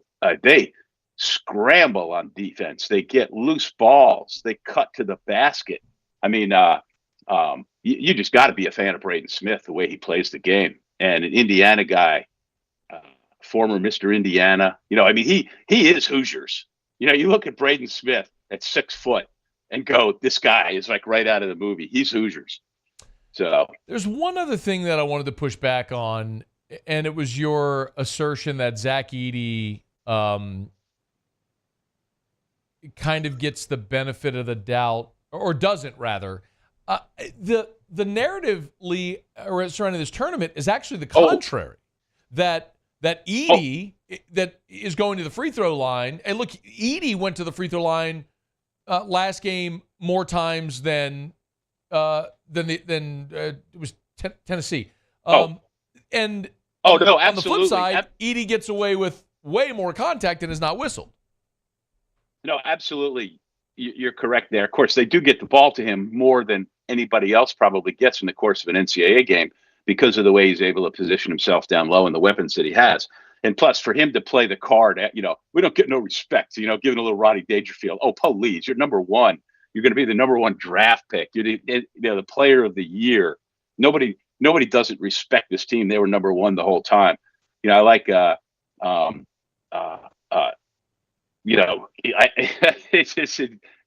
all got to play that, right? But to my point was that, yes, he gets the foul calls, but yes, he does get pounded incessantly, and he never loses his cool. And he tries to stay really focused on the next free throw he's going to shoot. I like the fact that he dials in right away and doesn't let anything distract him as soon as he gets to the line, because he's going a bunch. So I saw the stat during the Elite Eight game, the regional final, that Zach Edey is the first player with at least 400 free throw attempts in a season since Pete Maravich in 1970. So, wow, the assertion. I mean, it was something, a graphic they put on the screen during the game against Tennessee, but it's not. But I guess the assertion that Edey, because as we started, you compared it to Shaq, and now Shaq was sort of the hack-a-Shaq thing, and because he was so big, there were a lot of times referees didn't know how to handle it. Edey's gotten a lot of calls, I guess, is the point I'm making. Yeah, don't forget too, Shaq's last game for LSU in 1992 against Indiana, he went 12 for 12 from the free throw line. Had a babe? How about that? Can we get a little ding for stat there guy you there? go. How about that? A little 32-year-old Yeah. stat. So, all right. So, are you ready for your obscure? Get ready, boys. Midwest Purdue Wisconsin volleyball for this Purdue team. I can't wait. Okay, because as I'm dialed in on this video that we're in, I don't hear the ding, so I just got to assume we're getting them. It's there. Okay. All right. So earlier today, the Wisconsin volleyball program tweeted, due to unforeseen circumstances within Purdue athletics, the spring volleyball match scheduled for April 7th at Lake Central High School between the Wisconsin volleyball team and Purdue has been canceled and will not be rescheduled. Now, the unforeseen circumstances was obviously that Wisconsin didn't expect that Purdue was going to make the Final Four in men's basketball. And then, as my dogs are telling you, Dave Shondell, the Purdue volleyball coach, tweeted a response: "We absolutely apologize to loyal Badger and Purdue volleyball supporters for canceling this match. We know how hard the people in the region work to make this happen. However, we have several athletes with strong connections to Boiler basketball and will support them in the Final Four." So not the least of which is, and here's some of your tie-ins. The Wisconsin volleyball coach is a guy named Kelly Sheffield. He's from Muncie, Indiana. If you've ever been to Muncie, Indiana, it's a really bad place. Okay? That's number one. It's awful. The Purdue volleyball coach, Dave Shondell, the aforementioned, is from Muncie, Indiana. Okay. Matt Painter, who grew up with Kelly Sheffield all through school, the Wisconsin volleyball coach, from Muncie, Indiana. And the tallest player in women's college volleyball is Wisconsin's Anna Schmreck. She's 6'9", a Canadian. Her dad, you may remember, played in the NBA. Got a ring with the Lakers. Okay. And Zach Edey is Canadian, So I suggested to both of my volleyball coach friends that those two, if they haven't met each other and aren't dating, we're missing an opportunity there. So Muncie, Indiana, a good place to avoid. And then finally, did you hear the crack that Rebecca Lobos made about Albany last night at the end of that game? No. As if there's anything to do in Albany. And I almost bust a gut because she is not wrong either. What did she say? So it was something, and then she just casually said, as if there's anything to do in Albany. And yeah, on the broadcast, yeah. That's so good. Oh yeah. Well, yeah. I can think of one thing to do in Albany, and one thing to do in Muncie, Indiana, and it may be the only way you can get through a visit to either of them, and that is to drink ice cold beer. Is the malted liquor what gets you drunker quicker? What comes in bottles or in cans? Beer. Can't get enough of it. Beer. How we really love it. Beer. Makes me think I'm a man. Beer. I could kiss and hug it, but I'd rather chuck it. Beer. Got my belly out to here. Beer. I could not refuse it. Beer. I could really use it. Beer, beer, beer. Take it away. You just love that song.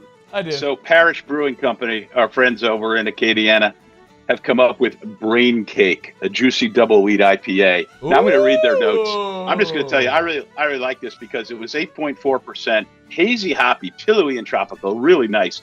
Their notes, though. This is a soliloquy, a diabolical juxtaposition of two Parish classics, Ghost and Canebrake, gives us Brain Cake, a double IPA that mashes everything we love about each, the hops and the wheat, respectively, in a single concoction, featuring a triple wheat malt profile of wheat malt, flaked wheat, and unmalted wheat.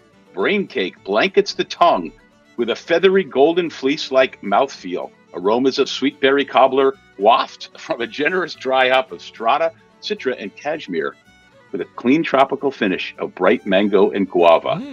I mean, I don't know who's writing their stuff. Look, I mean, just a poet. But anyway, Brain Cake is a conglomeration of those two, and it's really good.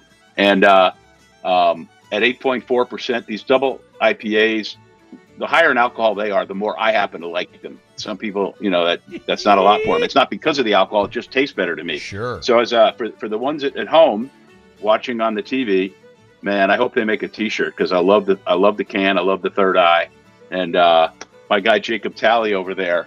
Hey, send some more. Send some for Matt, and Matt, boil her up. Thank you, Lee. Boil her up. Our guy might actually get lucky. What if Purdue actually wins it? It's AFR. AFR. Brought to you by Darren James and Associates, brokered by LPT Realty. You know where to find them. Of course, every home listed by every company all in one place. Agent225.com. Agent225.com. For more than a decade, you've heard me sit here and tell you that working with Darren James is unlike working with any other realtor. Your cousin Chris, your Aunt Maggie, whoever has their realtor's license that you think you're going to hire because they're your family, when they don't sell your home, how awkward is Thanksgiving dinner? Why would you call anyone other than the realtor that sells more homes than anyone? It's Darren James.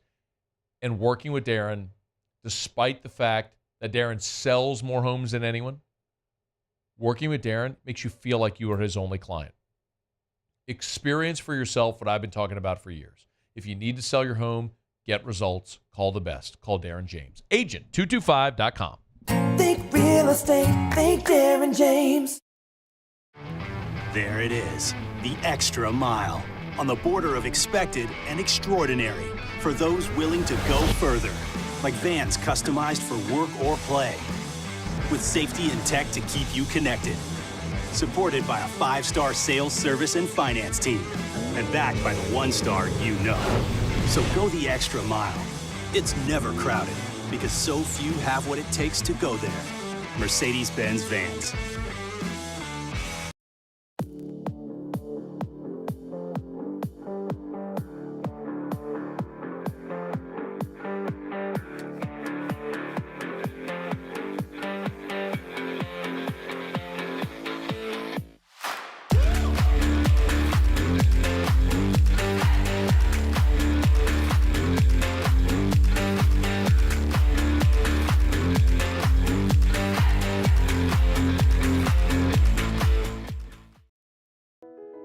I've been doing business with Luba for 25 years. They're dependable, trustworthy. It's just the attention to detail with our clients.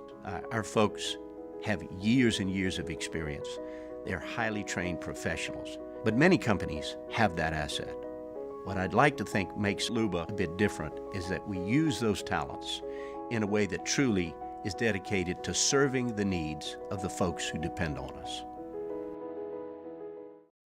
Electricity is all around us, and our families depend on it. Every day is sparked by the power of a cold drink or a warm meal, a movie night, and a comforting light at the end of a dark hallway. From sunrise to sunset, playtime to bedtime, our team is ready to take care of your electrical needs. Even in the case of an after-hours emergency, the light in your life shines brighter with Mr. Electric. Jerry and Benny Payne began Central Plumbing Company out of their driveway in Tanglewood subdivision. 50 years later and 4 generations down the road, we continue to serve Baton Rouge and the surrounding areas for all of their plumbing needs. Residential, commercial, industrial, or hospitality, Central Plumbing is here 24/7, 365. We want to thank our customers, family, and friends for 50 years of success. And looking forward to 50 more. Hey, it's Matt Moscona. For years, you've heard me tell you about Insurance Network of Louisiana, helping you find better coverage for less money. But it's not just for your home and auto. They also offer commercial property. So, retail stores, professional offices like doctors, dentists, attorneys, clothing boutiques. Insurance Network of Louisiana can find you better coverage for less money. They service the entire state of Louisiana, and they're local.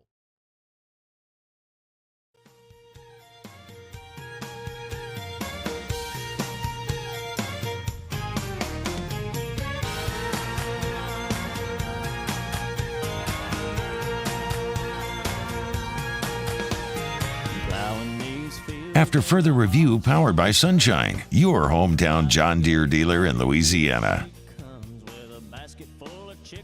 By the way, Rock the Country this weekend, Kid Rock, Jason Aldean over at Lamar Dixon. Our friends at Sunshine, they're going to be there. They're one of the sponsors of the event, and the LSU Gator, the John Deere Gator they're going to have out there. It'll be there, and they'll be selling tickets to win. Also, tickets for the LSU Ole Miss game. And all the money raised is going to high school students involved with Louisiana 4-H and FFA, Future Farmers of America. So, great thing they're doing. You can win an LA. If you haven't seen it yet, freaking fantastic. It's a John Deere Gator with all the LSU logos on it and stuff. Pretty cool. Sunshine, your hometown John Deere dealer in Louisiana.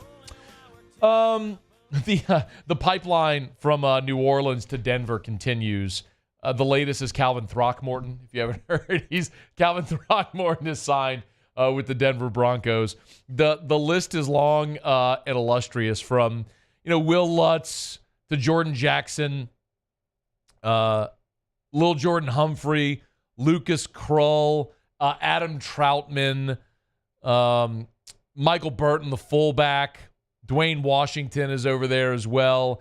And just think about all the coaches from now Pete Carmichael and Joe Vitt, Bo Lowry, who was one of the trainers, longtime trainers with the Saints, who then was with LSU and has now been hired by Sean Payton there in Denver. It's kind of incredible. Dan Dalrymple, Zach Strief. The list is long, man. Sean, if you wanted to coach the Saints, why'd you leave, man? Anyway, Throckmorton, the latest to join Sean Payton there in Denver.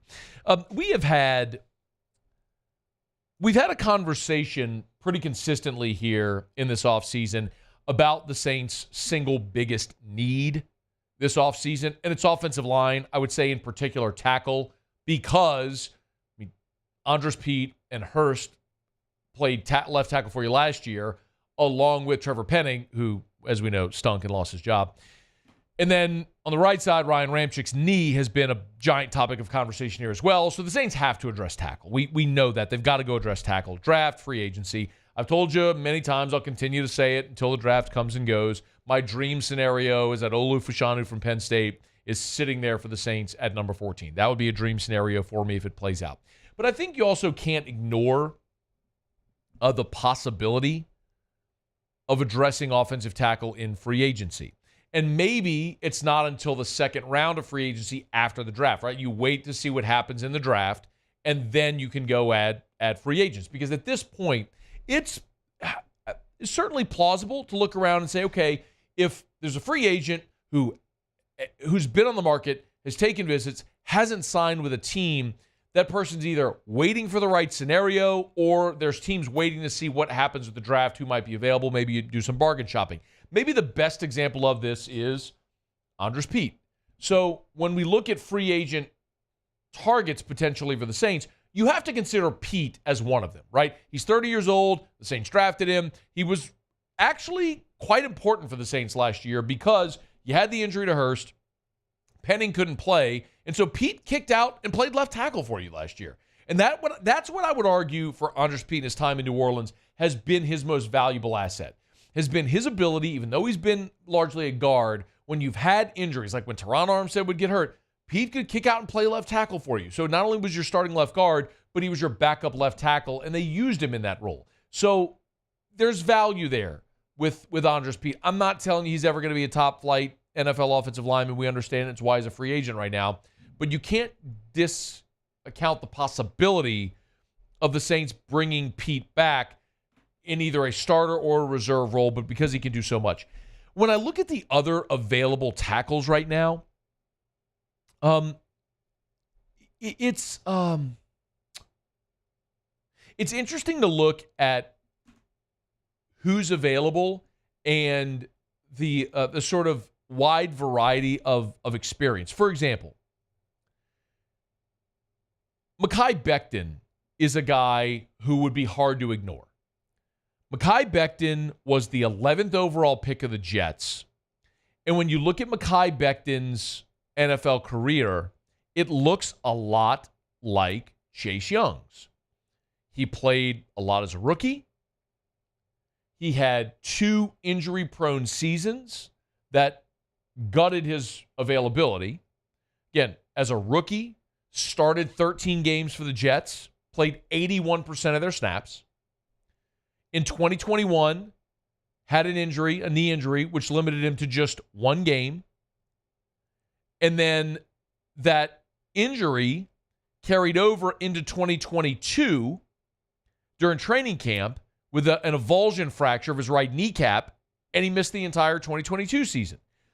Then 2023, Becton comes back and starts 16 games and plays 95% of the snaps. So this is a guy that, when he's healthy, has been good. But he missed 2 years, effectively, in between his first and his fourth seasons, same as Chase Young. Healthy for 2 years, but the 2 years in the middle were basically a punt because you didn't play because you were hurt.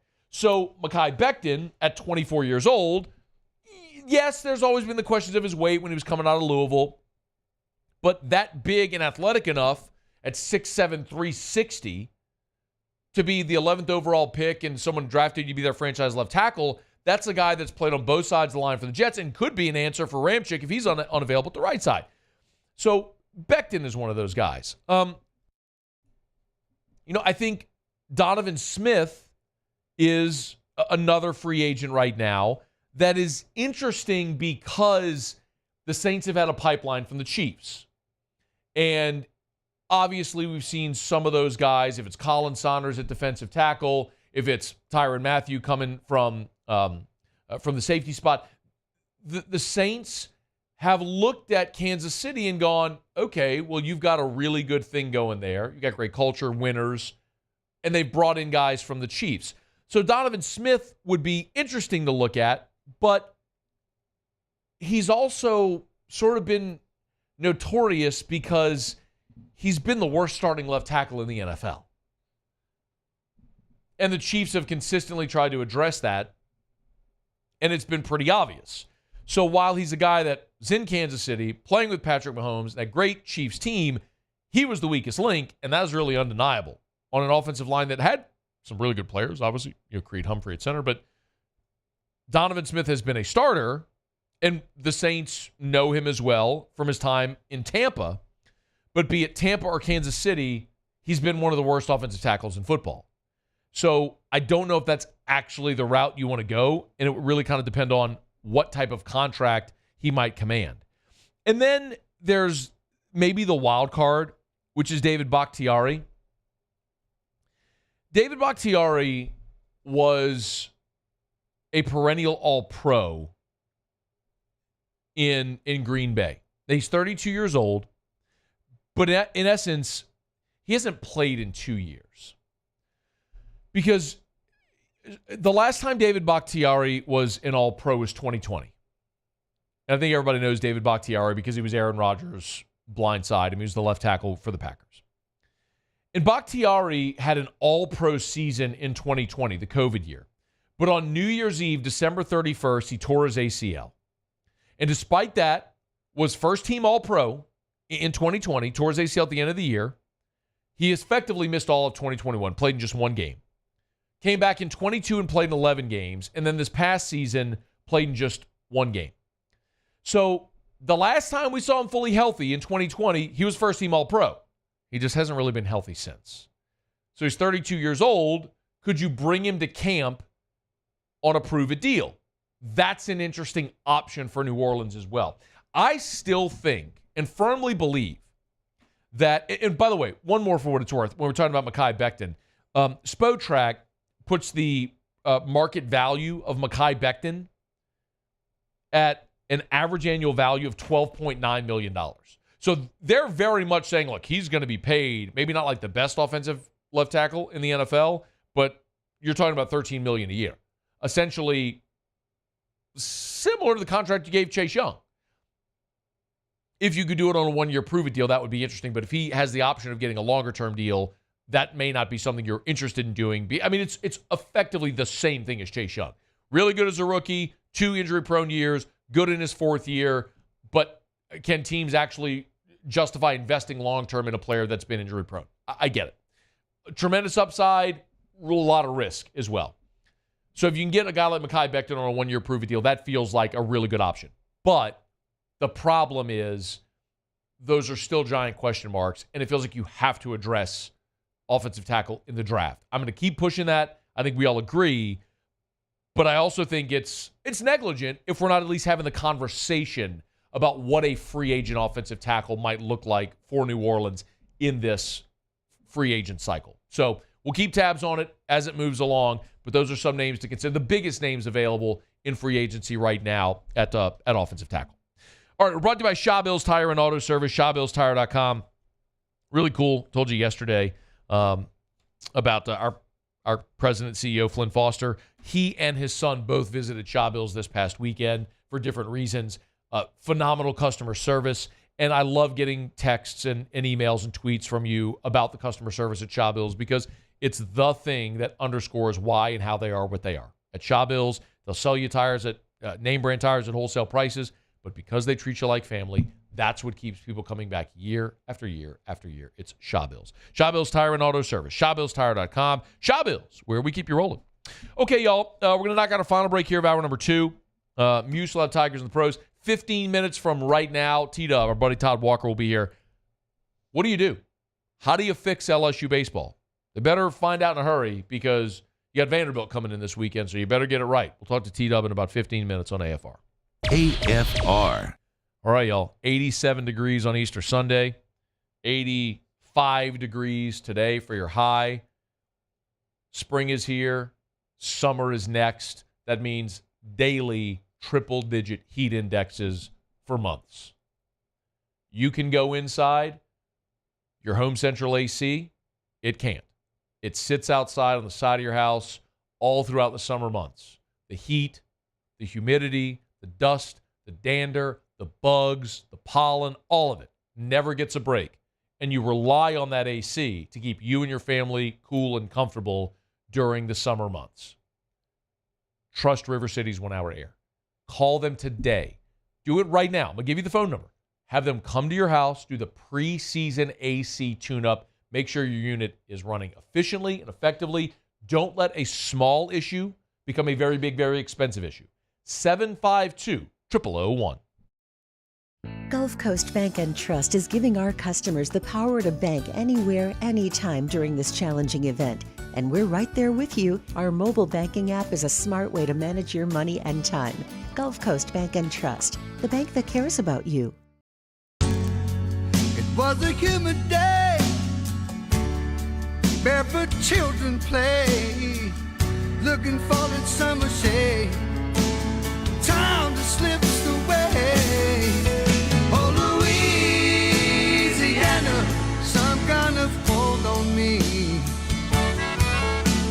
like cypress stumps. Your roots are planted deep inside of me. There it is, the extra mile, on the border of expected and extraordinary, for those willing to go further, like vans customized for work or play, with safety and tech to keep you connected, supported by a 5-star sales, service, and finance team, and backed by the 1-star you know. So go the extra mile. It's never crowded, because so few have what it takes to go there. Mercedes-Benz Vans. I've been doing business with Luba for 25 years. They're dependable, trustworthy. It's just the attention to detail with our clients. Our folks have years and years of experience. They're highly trained professionals, but many companies have that asset. What I'd like to think makes Luba a bit different is that we use those talents in a way that truly is dedicated to serving the needs of the folks who depend on us. Electricity is all around us, and our families depend on it.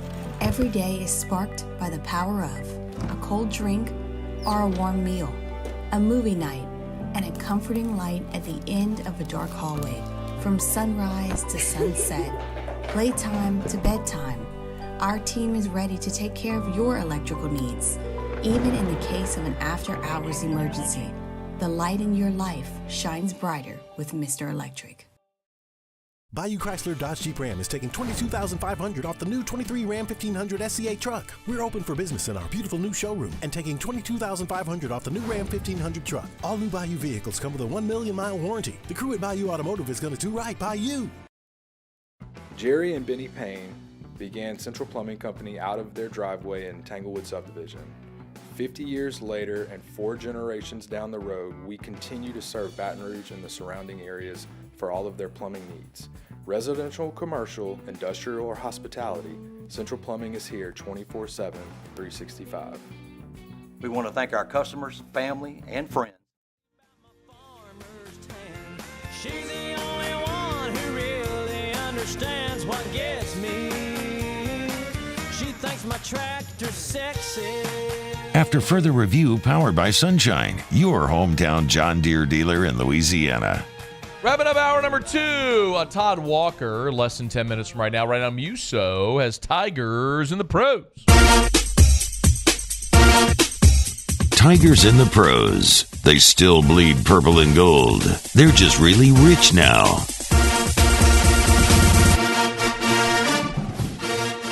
Ian Rappaport, the first to report, citing his sources, of whom there are many, that the Kansas City Chiefs have agreed to terms with former first-round pick Clyde Edwards-Helaire on a 1-year deal. By the way, Helaire.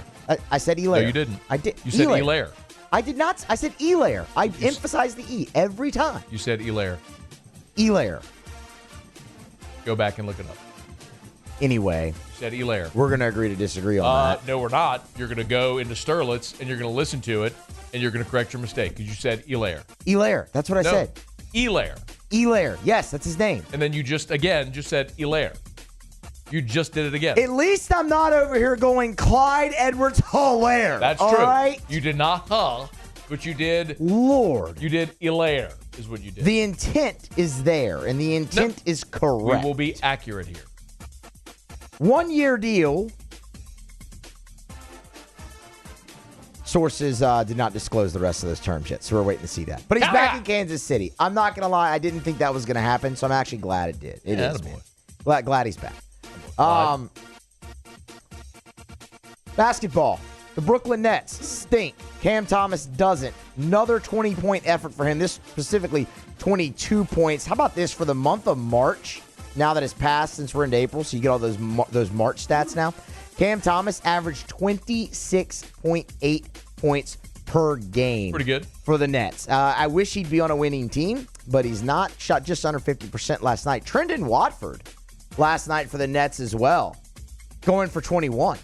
So the former LSU Tigers combined for 43 of the Nets' 111 points. Hey. That was a walk. Hey, chill out. It was a great layup is what it was. That was a walk. From Trendon Watford. 8 of 11 from the floor for his 21 points. Solid night. I think it 4 steps. It's the NBA. I know. I hate it. I love the NBA. I hate how egregious traveling has become. Egregious. Like, can we rein it in can we just pretend to care a little? No. I know. No, they can't. That's Tigers in the Pros. Presented by Relief Windows and ReliefWindows.com. I was having a breakfast today with a buddy of mine, Tim, and he was telling me a story. Relief Windows. Relief Windows has replaced every window in his home and every exterior door in his home. And he was bragging on him. He said, it's exactly what you said. They were on time. The crews were awesome and friendly. And when he left for work and came home, it was like they hadn't even been there. I mean, you obviously tell they had new windows, but everything was clean, as if no crews had been there.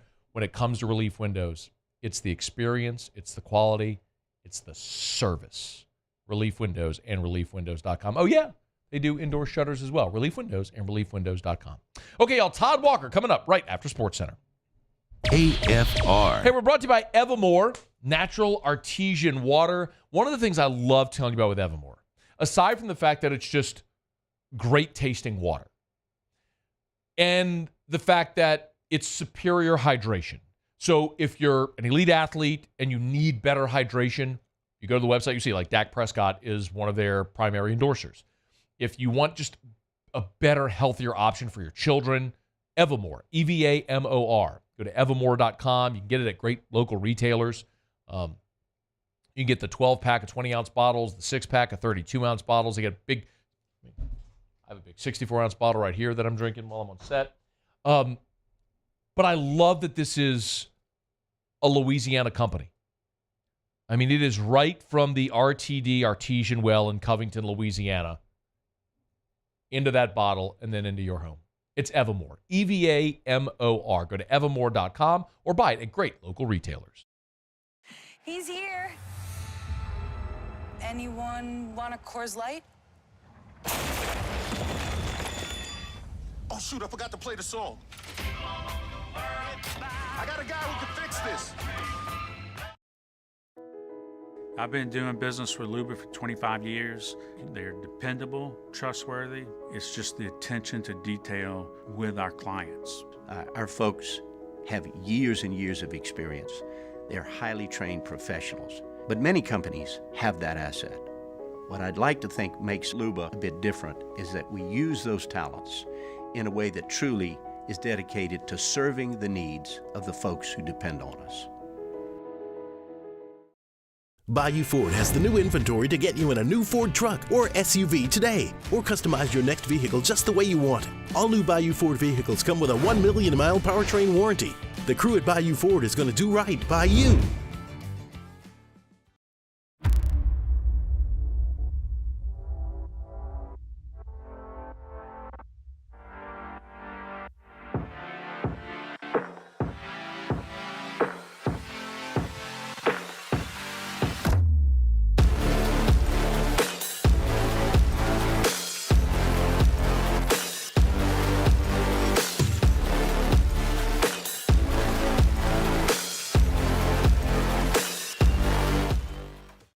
Hey, it's Matt Moscona. For years, you've heard me tell you about Insurance Network of Louisiana, helping you find better coverage for less money. But it's not just for your home and auto. They also offer commercial property. So, retail stores, professional offices like doctors, dentists, attorneys, clothing boutiques. Insurance Network of Louisiana can find you better coverage for less money. They service the entire state of Louisiana, and they're local. So call today at 293-0450 or lainsurance.net. Electricity is all around us, and our families depend on it. Every day is sparked by the power of a cold drink or a warm meal, a movie night, and a comforting light at the end of a dark hallway. From sunrise to sunset, playtime to bedtime, our team is ready to take care of your electrical needs. Even in the case of an after-hours emergency, the light in your life shines brighter with Mr. Electric. There it is, the extra mile, on the border of expected and extraordinary, for those willing to go further, like vans customized for work or play, with safety and tech to keep you connected, supported by a 5-star sales, service, and finance team, and backed by the 1-star you know. So go the extra mile. It's never crowded because so few have what it takes to go there. Mercedes-Benz Vans.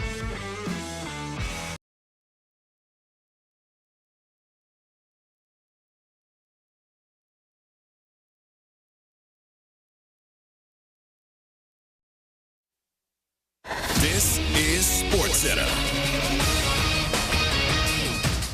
I'm Christine Lisi. This just in, quite an interesting turn of events for 76ers star center Joel Embiid. Missed the morning shoot-around, was listed as out. Now ESPN's Adrian Wojnarowski is reporting Embiid's expected to make his return from meniscus surgery tonight against the Thunder. Philadelphia, 14-27 without Embiid this season, has fallen to 8th in the East. ESPN's Ramona Shelburne. His priority is winning a championship, being as best as he can for the playoffs. And so if it's tonight, if it's Thursday, if it's next week, whatever it is, he's got to get this right because it's too important for him. Philadelphia's at Miami Thursday. The Heat 7th in the East, game and a half up on the Sixers. Clippers forward Kawhi Leonard, right knee soreness, out tonight against Sacramento. His status Thursday against the Nuggets uncertain. LA 4th in the West. The Kings are 8th. Rajon Rondo on the All the Smoke podcast announced his retirement after 16 NBA seasons. Last night's rematch between Iowa and LSU, the most watched women's college basketball game on record with 12.3 million viewers. ESPN Radio is presented by Progressive Insurance, making it easy to save money. When you bundle your auto policy with home, condo, or renters, you'll earn a multi-policy discount. Easy to bundle, easy to save. Visit Progressive.com.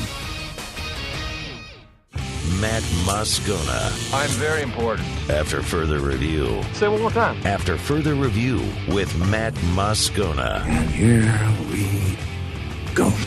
Live from the Mercedes-Benz of Baton Rouge Studios. That's right.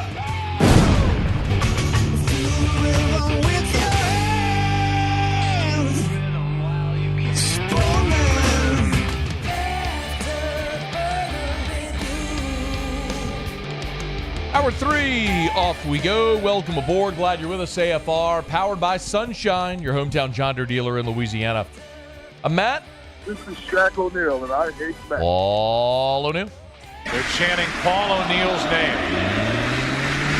Yusuf. And Mr. Toby Tomplay.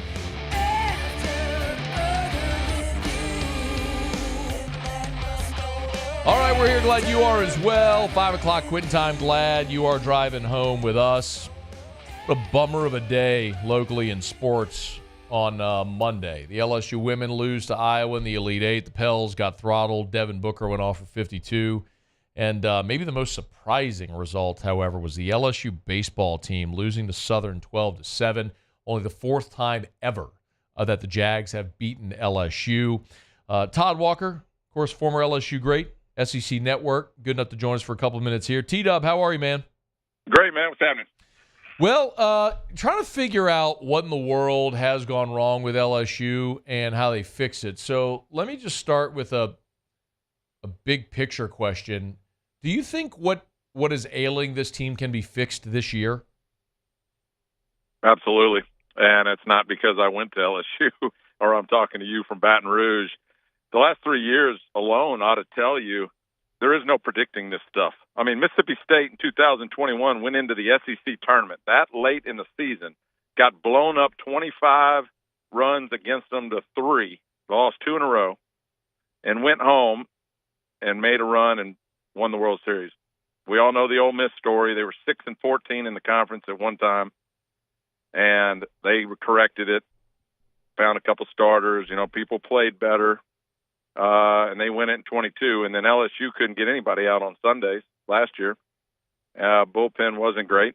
And then in Omaha, they were all great. So, yeah, it can be fixed. I've learned not to panic, especially in the best conference in the country. You know, if you want to put it in perspective, Matt, the first 3 series for LSU, I mean, 2 have been on the road series and 1 at home. They've had Mississippi State, Florida, and Arkansas, combined record of 18-9. And we all know that the SEC home teams have dominated series so far in the first 3 weeks. And just by comparison, Arkansas has had 2 home series and 1 road.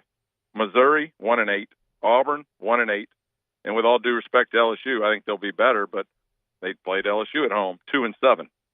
So it's all a function of who you play. It doesn't get any easier for LSU. They got Vanderbilt coming in town, then they got to go to Tennessee. And playing Missouri in Missouri is much different than playing them at home. So the schedule hasn't done the national champions any favors, but clearly they got to play better. More concerned about pitching at this point or the offense's inability to find any rhythm? You're always concerned about pitching because that's all baseball is. Arkansas, Tennessee, Vanderbilt, and Kentucky are the leaders in staff ERA, and they're leading the conference. You can look anywhere you want, but I always look at walks, Matt, because that kind of guides everything. LSU, out of conference in the entirety of the schedule, is last in walks, giving up walks as a pitching staff. And within the conference, they've given up the most walks.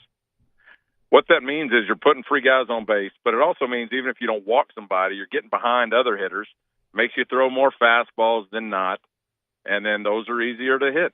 And so you put hitters in better position when you're erratic like that. So clearly they got to work on that. But pitching definitely would be my main concern. When it wasn't at the beginning, on paper, they got as good of a staff as anybody in the country. But, Cam Johnson's got to get better. Thatcher Hurd, it goes on down the list. But again, if we're judging last year, they did. They got better. And I think with, Nate Yeske, who I think is one of the best in the country, I think they'll work it out. Can you T-Dubs with us, Todd Walker? I've been asked quite a bit, hey, is this a product of maybe Nate Yeske being a little overrated? And I don't know the answer to this, Todd, because I don't know what a pitching coach does on a day-to-day, aside from just what I'm told, right? But, I mean at practice and how he works and influences the pitchers and et cetera. But the other thing, too, that I've sort of had whispered to me is like pitch sequencing, and maybe compared to like in football, if you had 3 different defensive coordinators in 3 years, well, like this is the 3rd pitching coach in as many seasons for LSU. Is that having a net effect on the staff? I would say in the same context, with Nate Yeske coming over and learning every pitcher on that staff for the first time, even having 8 weeks in the fall and all the way to this point in the spring, it's still difficult in your first year. I mean, every player is treated differently. Every player receives information differently. And it's just, I would give him a pass in his first year for sure. Todd Walker's with us. Tell me something, Todd, that you like on LSU's pitching staff right now. They're 7.5 ERA within the 9 games they've played so far. That's not. There's not much to like, and I've already talked about the walks. They've got an ace. I don't know. See, Arkansas is number 1 in the country for a reason. They got a world-class ace. They got depth in the bullpen and some talent, and their defense is top in the conference. They're the number 1 team in the country. I think we have a good ace. Number 2, Gage Jump has been good, not great, and they don't have a 3. So we got to figure that one out. And what I've noticed in the conference is the teams that have that 3 starter on the weekends are the teams that win the conference and do really well. But if you don't have a 3, regardless of 1 and 2, then you've got issues. And right now they've got to figure out who they're going to pitch in the 3rd game of the series. But I kind of looked at it too, Matt. In the 7 losses they've had within the conference, they're 2-7. In all 7 games, they were in it after the 4th inning. I mean, 5 of them, I think they were tied. 4 of them they were tied. 2 of them they were down by 1. And even in the state game 3 where they got run ruled, it was only 3-0 after 4. State was up. So they're in games early, but they just can't do anything later. And that speaks to the bullpen, and it speaks to quality at bats after you've had 1 or 2 at bats. I always thought it was an advantage for me. If you treated your first at bat right, which means I saw 6, 7, 8 pitches my first at bat, it set me up for the rest of the game. But even if I get a hit my first time up, but I swung at the first pitch, you're not set up for the rest of the at bat. So that's a kind of a minor example, but they've been in all 7 losses. They've been in games, and then the extra inning loss where was it? Game 2 against Arkansas. Arkansas, there's an error in the 10th. Yep. The game at home against Florida, in the 8th, they had 2 outs. They struck out Curlin. Yeah. And the ball got by the catcher. He gets on first. They score a run. Then in the 9th, they walk the leadoff hitter for Florida. And then they go extras and get beat. So there's reasons why these things happen, and it's tight sometimes and close. And LSU's just come on the bottom end of it. But they're shuffling some freshmen through there offensively. So you mentioned the offense. It's gonna take a little bit of time. They've got 3. I think you would agree. They got 3 bona fide starters. With White, Travinsky, and Jones. Mm-hmm. I don't know how you pull them out of the lineup. Mac Bingham, you know what you're going to get. He's got 4 years under his belt at Arizona. He's a 300 hitter, and he can hit some home runs. Braswell's not much of a hitter, but he's a defender. So you kind of know what you got, and that's why guys go after the transfer portal, because they know what they're getting instead of the JUCO guys or the freshman guys. So even, I didn't mention Milam as one of those 3, but you got to play him, but you don't know. I mean, he's a freshman. He's still trying to work his way around the league. Milam, Fry, Larson, some of the young guys, Brown, that Jay's trying to work in there. But Todd, it feels, and again, I'm not there every day, but it feels like Jay, he is shuffling the lineup every game, different orders, different personnel, trying to find some combination that works. Is that what you see when you're watching how he's approaching this right now? What I thought was his biggest asset, which means just loaded with talent offensively, and he is. I mean, you mentioned Larson, the number 1 player out of Kansas last year. Kucherak, the number 2 out of Arizona. Milam, of course, from New Mexico. Number 1, Jake Brown, our best player out of Louisiana. They've got talent. And so early on when he was shuffling the lineup and putting a lot of guys in there, I thought that was brilliant because you've got the opportunity to do that and still be in baseball games because you're giving everybody a chance. Now it almost seems to be a detriment because for me, even the 2-day, 3-day All-Star break for me was bad because my timing got thrown off. If I didn't play every single day, it made me a different hitter. And I think what Jay's doing is right because what are you going to do? You got to stick with somebody through 0 for 30. I think you can do that with the 3 guys I mentioned, but you've got to hurry in college baseball. You only get 150 at bats. So if the kid doesn't do it, you find somebody else. And so what he's trying to do is find lightning in a bottle a little bit, and that's exactly what I would do. It's the only thing you can do. Yeah. And maybe a guy gets 3 hits one night, feel good about himself, and you can roll him out there the next day. But right now, nobody's really getting that job done, and so you got to keep trying to look until you find it. Looked like it might have been Fry after the first game against Florida, and it just hasn't clicked since. Yeah. Last thing, what is there some combination or player or players of all the ones that we talked about that they're rotating that you feel like should be, or is there one thing you feel like should be part of the everyday lineup or something they should do or an approach? Well, I mean, Matt, I'm not there every day watching practices and all that, but clearly there's a reason why they loved Braswell at short, and he's hitting 300. He's got a home run, so he's fine. But the reason I mentioned that is he's got 3 or 4 shortstops out of high school. The guys I mentioned, that were the best players in their state last year. Milan being one of them. That maybe he could play the left side, and then you open up second base to another, guy that maybe you can get a little more pop out of in the lineup. But Braswell's got experience. I mean, he played last year, and the year before, I think it's his 3rd year. So he's a veteran guy, so I don't have a problem with him. But in the end, Matt, I mean, you got to hit. Josh Pearson had a big first year, 299. Last 2 years, 239, 222. So, they're all nice guys, but at this level, you got to get it done. And I mean, it's been tough. And you mentioned the midweek loss. That doesn't help either. I don't panic on midweek losses either.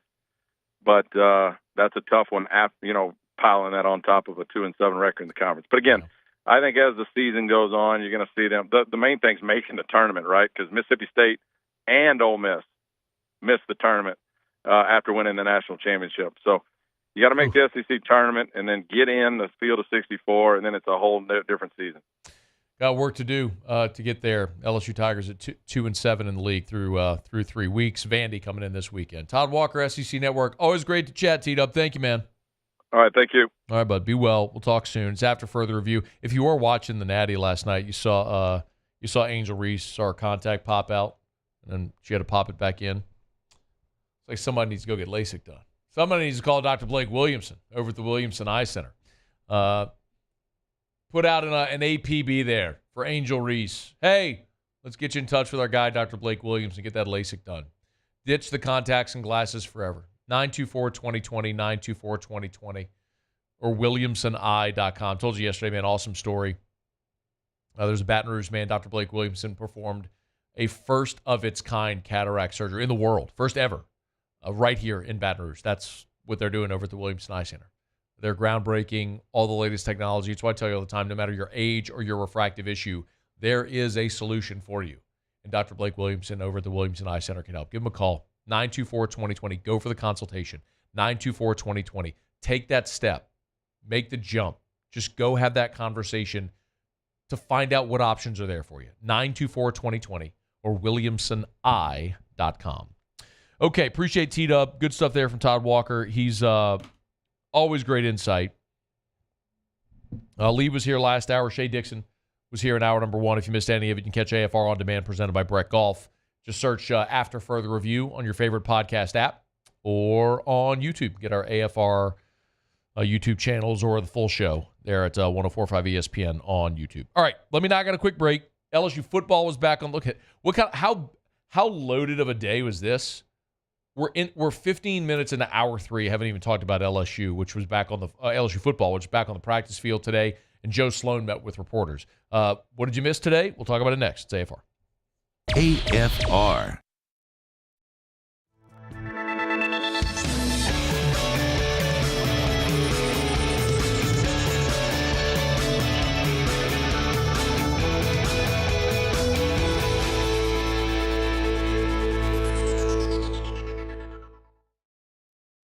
The Windsor Senior Living Community in Mandeville, Louisiana is a beautiful, vibrant apartment community geared towards seniors.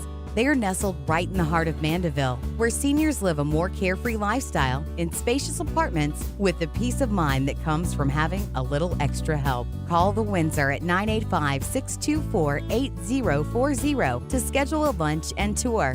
Come see how the Windsor can be your passport to peace of mind. I've been doing business with Luba for 25 years. They're dependable, trustworthy. It's just the attention to detail with our clients. Our folks have years and years of experience. They're highly trained professionals, but many companies have that asset. What I'd like to think makes Luba a bit different is that we use those talents in a way that truly is dedicated to serving the needs of the folks who depend on us. Jerry and Benny Payne began Central Plumbing Company out of their driveway in Tanglewood subdivision. 50 years later and 4 generations down the road, we continue to serve Baton Rouge and the surrounding areas for all of their plumbing needs. Residential, commercial, industrial, or hospitality, Central Plumbing is here 24/7, 365. We want to thank our customers, family, and friends for 50 years of success. And looking forward to 50 more.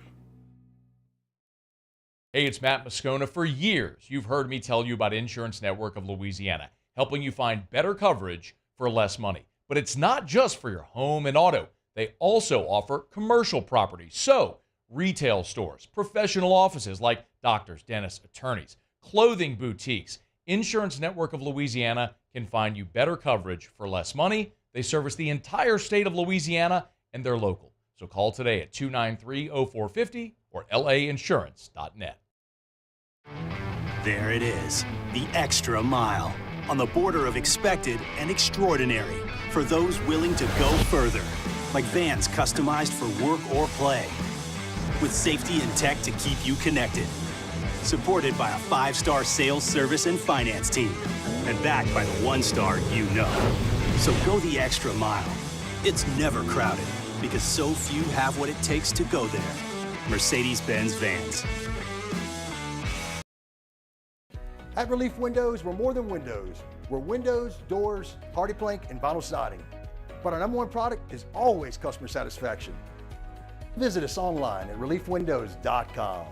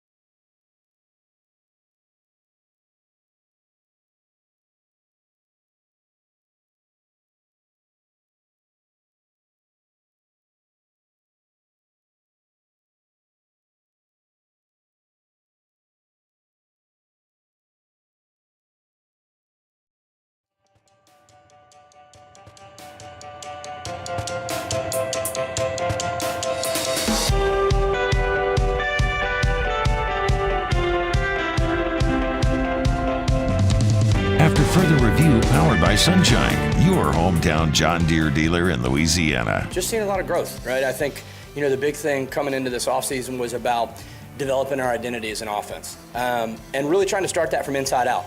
Right? Everything's got to start from inside out, from the offensive line out to the perimeter.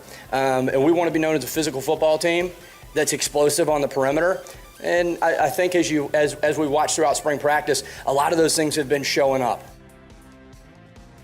This LSU offensive coordinator Joe Sloan, gonna have to get used to saying that. LSU offensive coordinator Joe Sloan meeting with reporters here on Tuesday for the first time in spring practice, and this is going to be a little bit of a feeling out period. Obviously, it's a co-offensive coordinator system by title with Sloan and Cortez Hankton, but we know Joe Sloan's calling the plays. And when the offensive coordinator met with reporters on Tuesday, it was Joe Sloan. So I think we can understand how the responsibilities there are going to be divvied up. Some of the things that I was interested in hearing from Joe are his take on some of the position battles, and then a lot of scheme and style.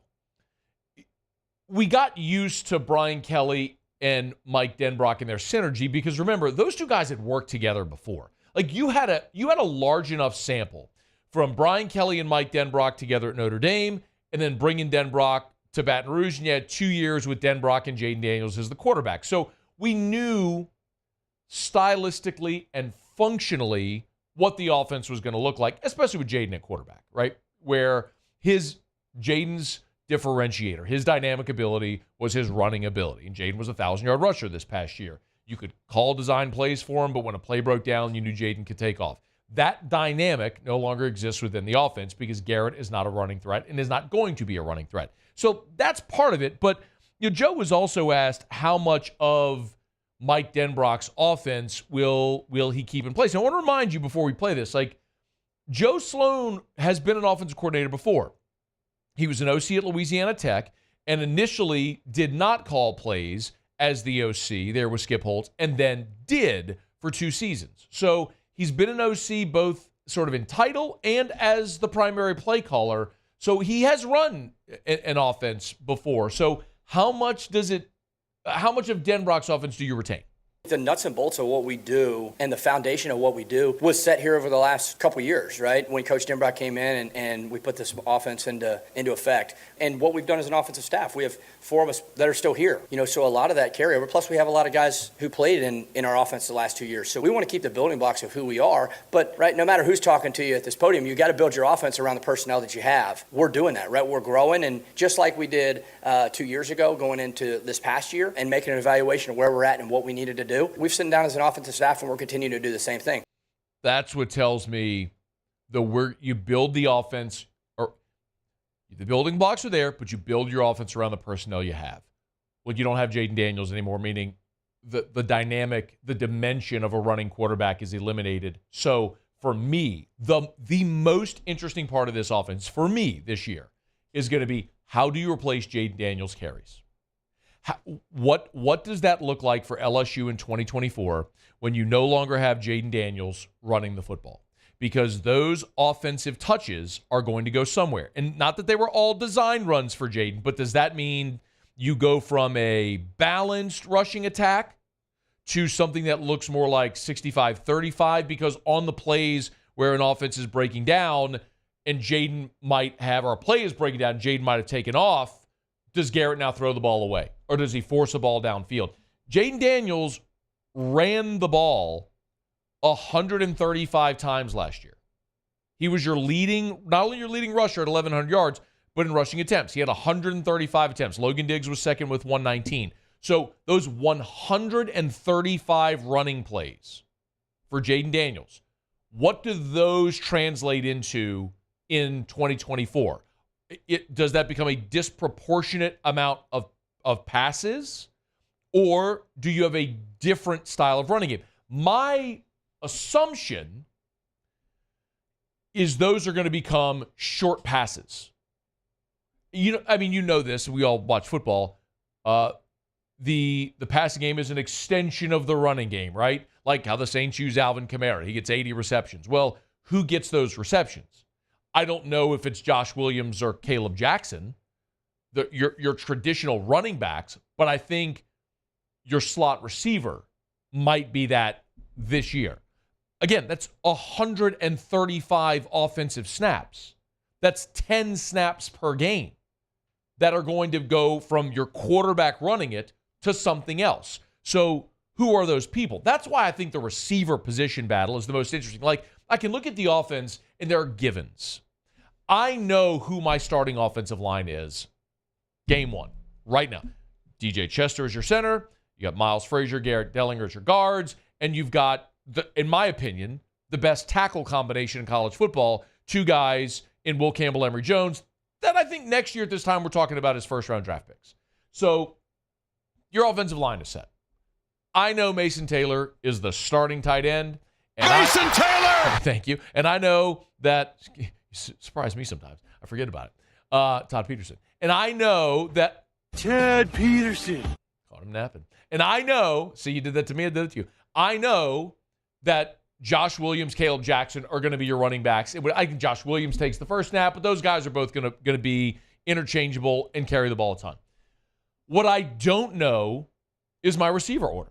Like, I know Kyron Lacey's going to be on the field, and they're going to push the ball to him, and they're going to give him every opportunity to be the number one. After that, I don't know. I'm pumped to watch Chris Hilton because that's a former top 100 overall prospect, top 50 overall prospect who's waited his turn behind Kayshon Boutte and obviously Malik Neighbors and Brian Thomas and so many talented guys that have come through this program. And now it's like, okay, here's your turn. What are you going to make of it? I'm excited to see Chris Hilton. I think the young guys like Kyle Parker, Shelton Sampson, super high ceilings. Can they emerge this year? I don't know. Aaron Anderson, former five-star, transferred in from Bama last year, didn't really make much of an impact. On the season, Aaron Anderson had 12 catches for 59 yards. That was it. Is this the year where could Aaron Anderson be that guy? That's the extension of the running game. Again, remember, 135 rushing attempts for Jaden Daniels. Those snaps have to go somewhere. Where do they go? Who is going to be your short passing game, your flare passes, your screens? Who is going to be the beneficiary of those reps? Maybe it's one of the two transfer receivers. And both of them Joe Sloan talked about on Tuesday for the first time. First, C.J. Daniels, the Liberty transfer, who, again, is coming off a year at Liberty where he caught 55 balls for over 1,000 yards. He averaged 19.4 yards per reception.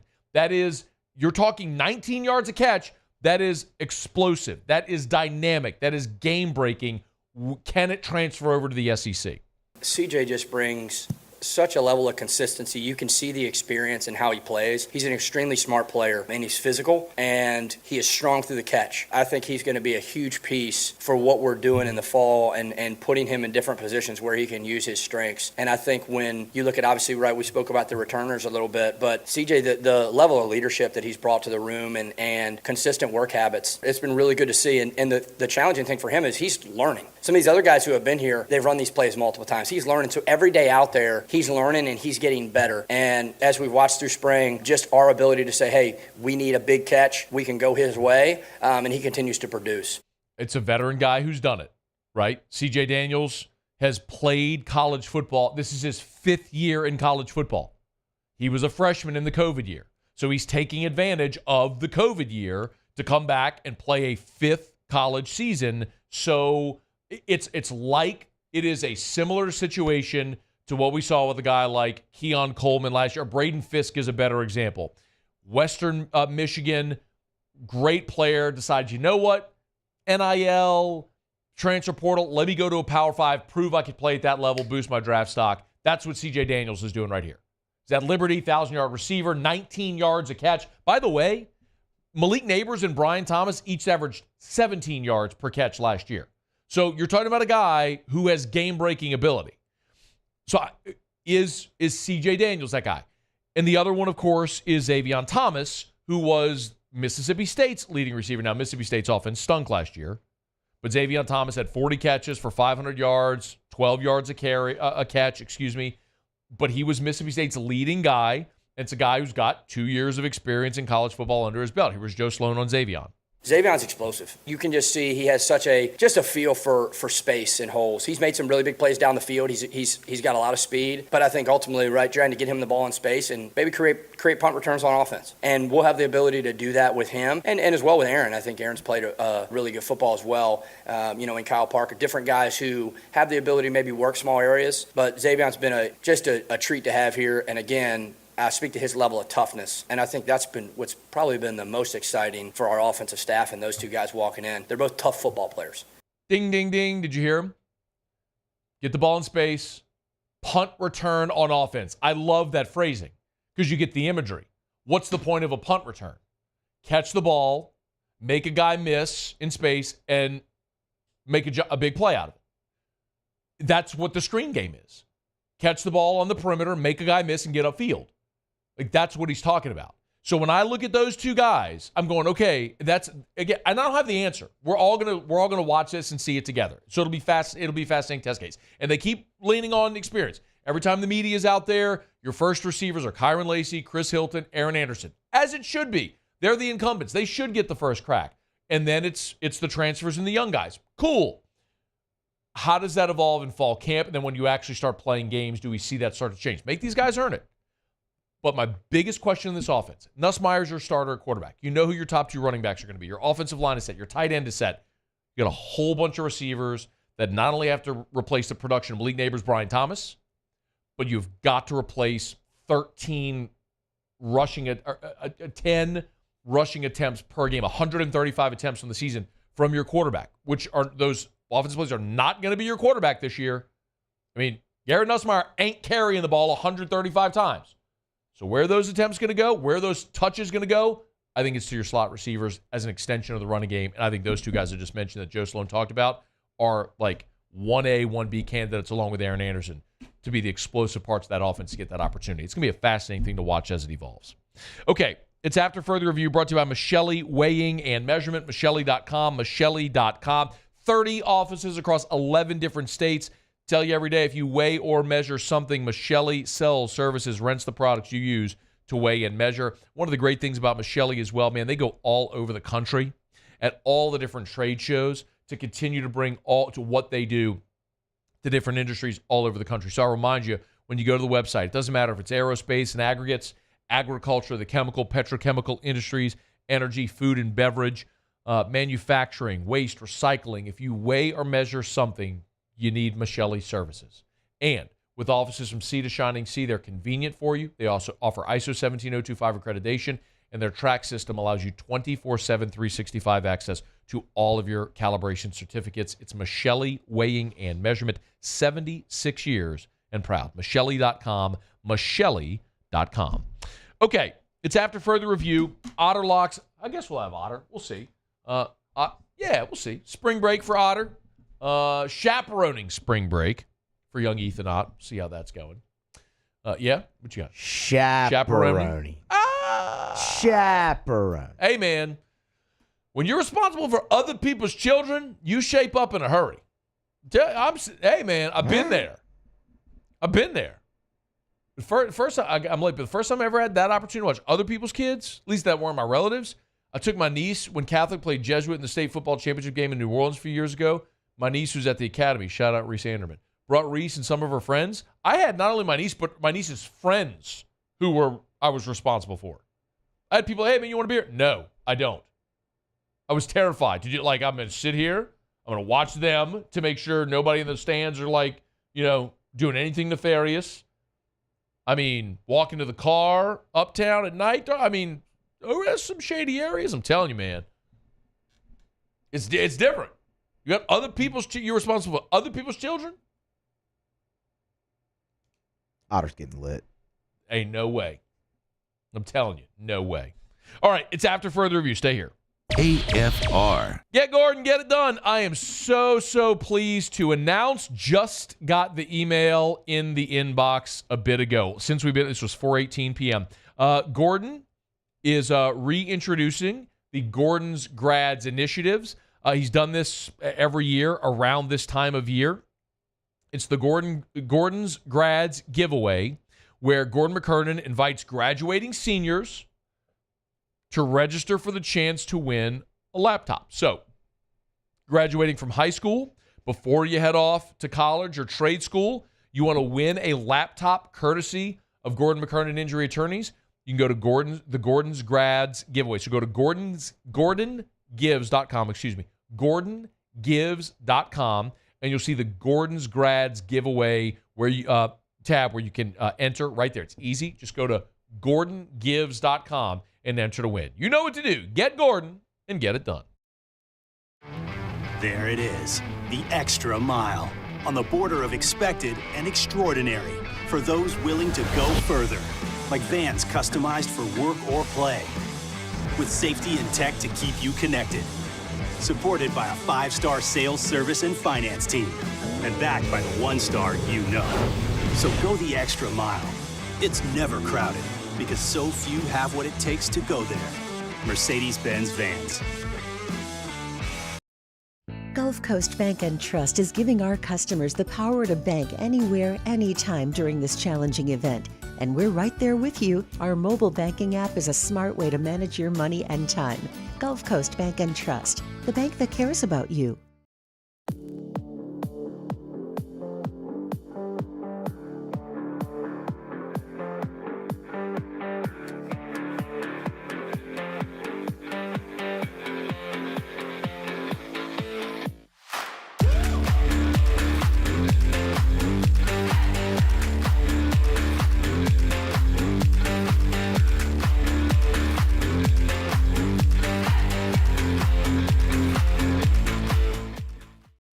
Electricity is all around us, and our families depend on it. Every day is sparked by the power of a cold drink or a warm meal, a movie night, and a comforting light at the end of a dark hallway. From sunrise to sunset, playtime to bedtime, our team is ready to take care of your electrical needs. Even in the case of an after-hours emergency, the light in your life shines brighter with Mr. Electric. I've been doing business with Luba for 25 years. They're dependable, trustworthy. It's just the attention to detail with our clients. Our folks have years and years of experience. They're highly trained professionals, but many companies have that asset. What I'd like to think makes Luba a bit different is that we use those talents in a way that truly is dedicated to serving the needs of the folks who depend on us. Jerry and Benny Payne began Central Plumbing Company out of their driveway in Tanglewood subdivision. 50 years later and 4 generations down the road, we continue to serve Baton Rouge and the surrounding areas for all of their plumbing needs. Residential, commercial, industrial, or hospitality, Central Plumbing is here 24/7, 365.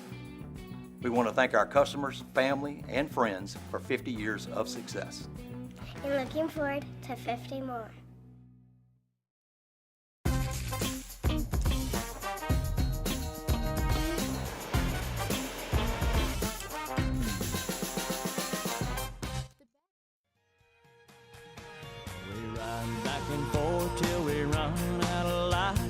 Take it to the barn, put it up for the night. Climb up in the loft, sit and talk with the radio on. After further review, powered by Sunshine, your hometown John Deere dealer in Louisiana. Angel, do you have any thoughts on your future plans in basketball? I'll make a decision when I'm ready. Well, a disappointing exit for the LSU women's basketball team. They lose to Iowa in the Elite Eight. Great season. That's undeniable. But, it's right to want more. As Kim Mulkey said after the game, you should be disappointed. It means you care. By the way, congratulations to Angel Reese, who today was named a Wooden All-American, part of the Wooden All-America team. Just another honor in her illustrious career. And she is in the pantheon. I mean, I fully expect that just like Simone Augustus and Sylvia Fowles have their jerseys hanging in the rafters at the Maravich Center, that Angel Reese will and should as well. She is the one who did the thing they couldn't do. She climbed the mountain that those amazing players, the most gifted, talented, accomplished players in the history of this program, couldn't. She won a national championship. She was a unanimous All-American. She was the most outstanding player of the tournament. She's been an All-American, the SEC Player of the Year. Yes, Angel Reese should have her number 10 in the rafters at the Maravich Center one day. And I don't know if this is, the end of Angel Reese's career. I find it interesting because, this is just because of the period in college athletics with NIL. Angel Reese could go to the WNBA. And WNBA salaries are they're just not impressive. The highest paid players in the WNBA make about $250,000. Diana Taurasi this year is set to make $235,000. I'm not sneezing at $250,000. By any standard profession, if you make $250,000, you are in rarefied air in this country or in the world. So I'm not saying that. I'm just saying with respect to what is possible. And, I don't know what Angel Reese's rookie salary would be in the WNBA.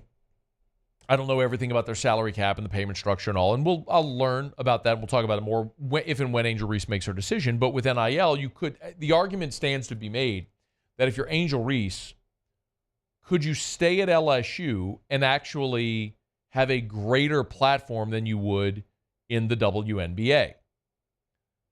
And I think the numbers speak to the fact that it ain't even close.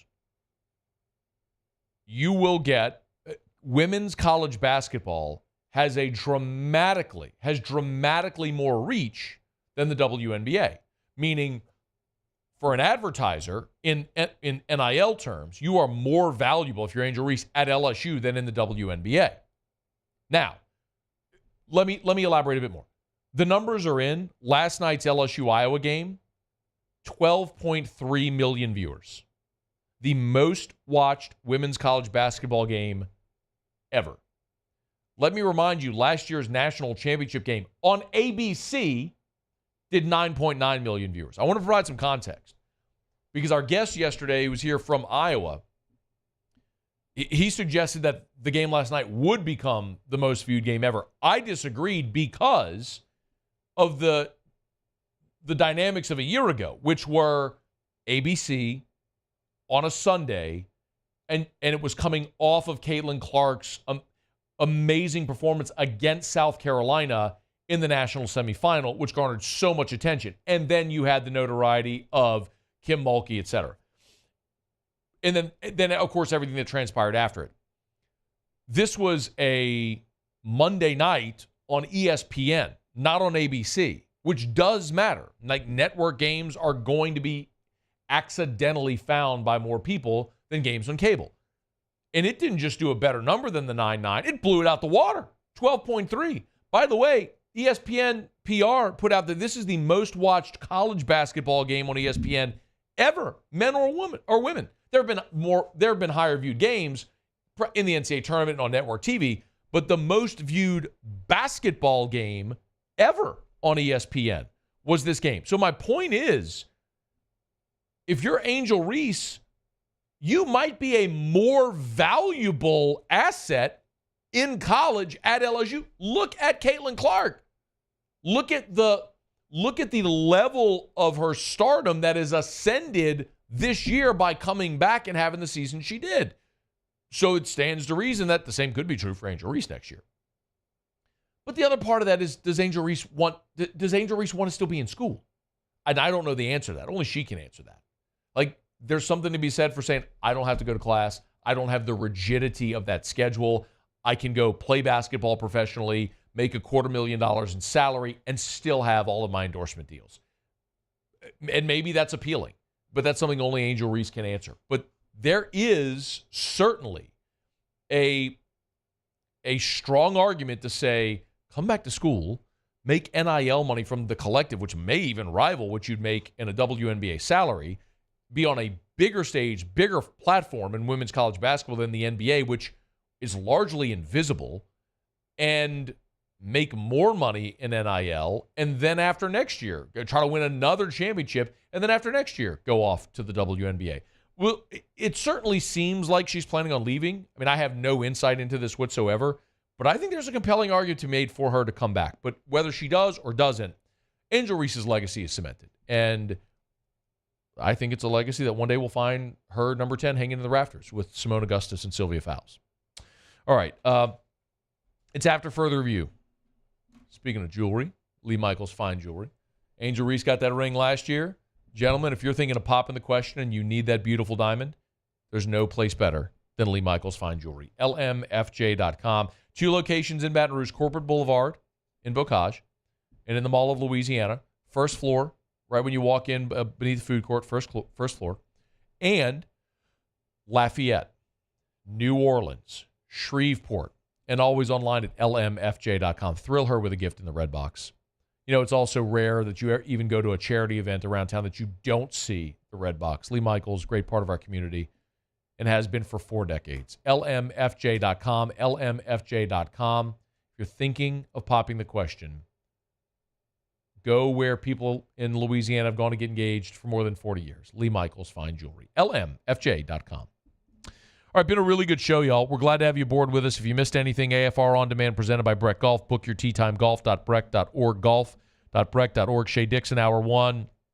Talk some LSU. I give you my reaction to LSU losing to Southern in Hour 2. Todd Walker was here earlier this hour.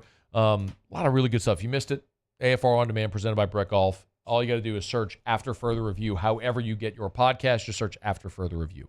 Okay, 1 segment left. We'll knock out our final break of the show. Come back. Otter will be here. Find out what we're betting on tonight. Stick around. It's AFR. AFR. AFR is brought to you by Rouse's, the official supermarket of the New Orleans Saints. You always get to Rouse's.com or check out the Rouse's Facebook page. They do a great job there of posting their weekly ads and what their great discounts are, where you can save if you're going to make groceries. Helpful cooking tips and hints and a lot of great product features as well. It is a Tuesday, y'all. It means it's Taco Tuesday in a lot of households in our country. They're helping you out over there at Rouse's with a ground beef for tacos, 80% lean ground beef, value pack, only $2.88 a pound. And how about those fresh catfish fillets, which are perfect for fish tacos, only $4.99 a pound. You save $4 a pound on those. It's all about being local. It's at Rouse's, the official supermarket of the New Orleans Saints. You can always go to Rouse's.com, Rouse's.com. Download the Rouse's app. Go to that Rouse's near you. Rouse's, this feels like home. Bayou Ford has the new inventory to get you in a new Ford truck or SUV today, or customize your next vehicle just the way you want it. All new Bayou Ford vehicles come with a 1 million mile powertrain warranty. The crew at Bayou Ford is going to do right by you. Hey, it's Matt Moscona. For years, you've heard me tell you about Insurance Network of Louisiana, helping you find better coverage for less money. But it's not just for your home and auto. They also offer commercial property. So, retail stores, professional offices like doctors, dentists, attorneys, clothing boutiques. Insurance Network of Louisiana can find you better coverage for less money. They service the entire state of Louisiana, and they're local. So call today at 293-0450 or lainsurance.net. There it is, the extra mile, on the border of expected and extraordinary, for those willing to go further, like vans customized for work or play, with safety and tech to keep you connected, supported by a 5-star sales, service, and finance team, and backed by the 1-star you know. So go the extra mile. It's never crowded, because so few have what it takes to go there. Mercedes-Benz Vans. Electricity is all around us, and our families depend on it. Every day is sparked by the power of a cold drink or a warm meal, a movie night, and a comforting light at the end of a dark hallway. From sunrise to sunset, playtime to bedtime, our team is ready to take care of your electrical needs. Even in the case of an after-hours emergency, the light in your life shines brighter with Mr. Electric. I've been doing business with Luba for 25 years. They're dependable, trustworthy. It's just the attention to detail with our clients. Our folks have years and years of experience. They're highly trained professionals. But many companies have that asset. What I'd like to think makes Luba a bit different is that we use those talents in a way that truly is dedicated to serving the needs of the folks who depend on us. Jerry and Benny Payne began Central Plumbing Company out of their driveway in Tanglewood subdivision. 50 years later and 4 generations down the road, we continue to serve Baton Rouge and the surrounding areas for all of their plumbing needs. Residential, commercial, industrial, or hospitality, Central Plumbing is here 24/7, 365. We want to thank our customers, family, and friends for 50 years of success. And looking forward to 50 more.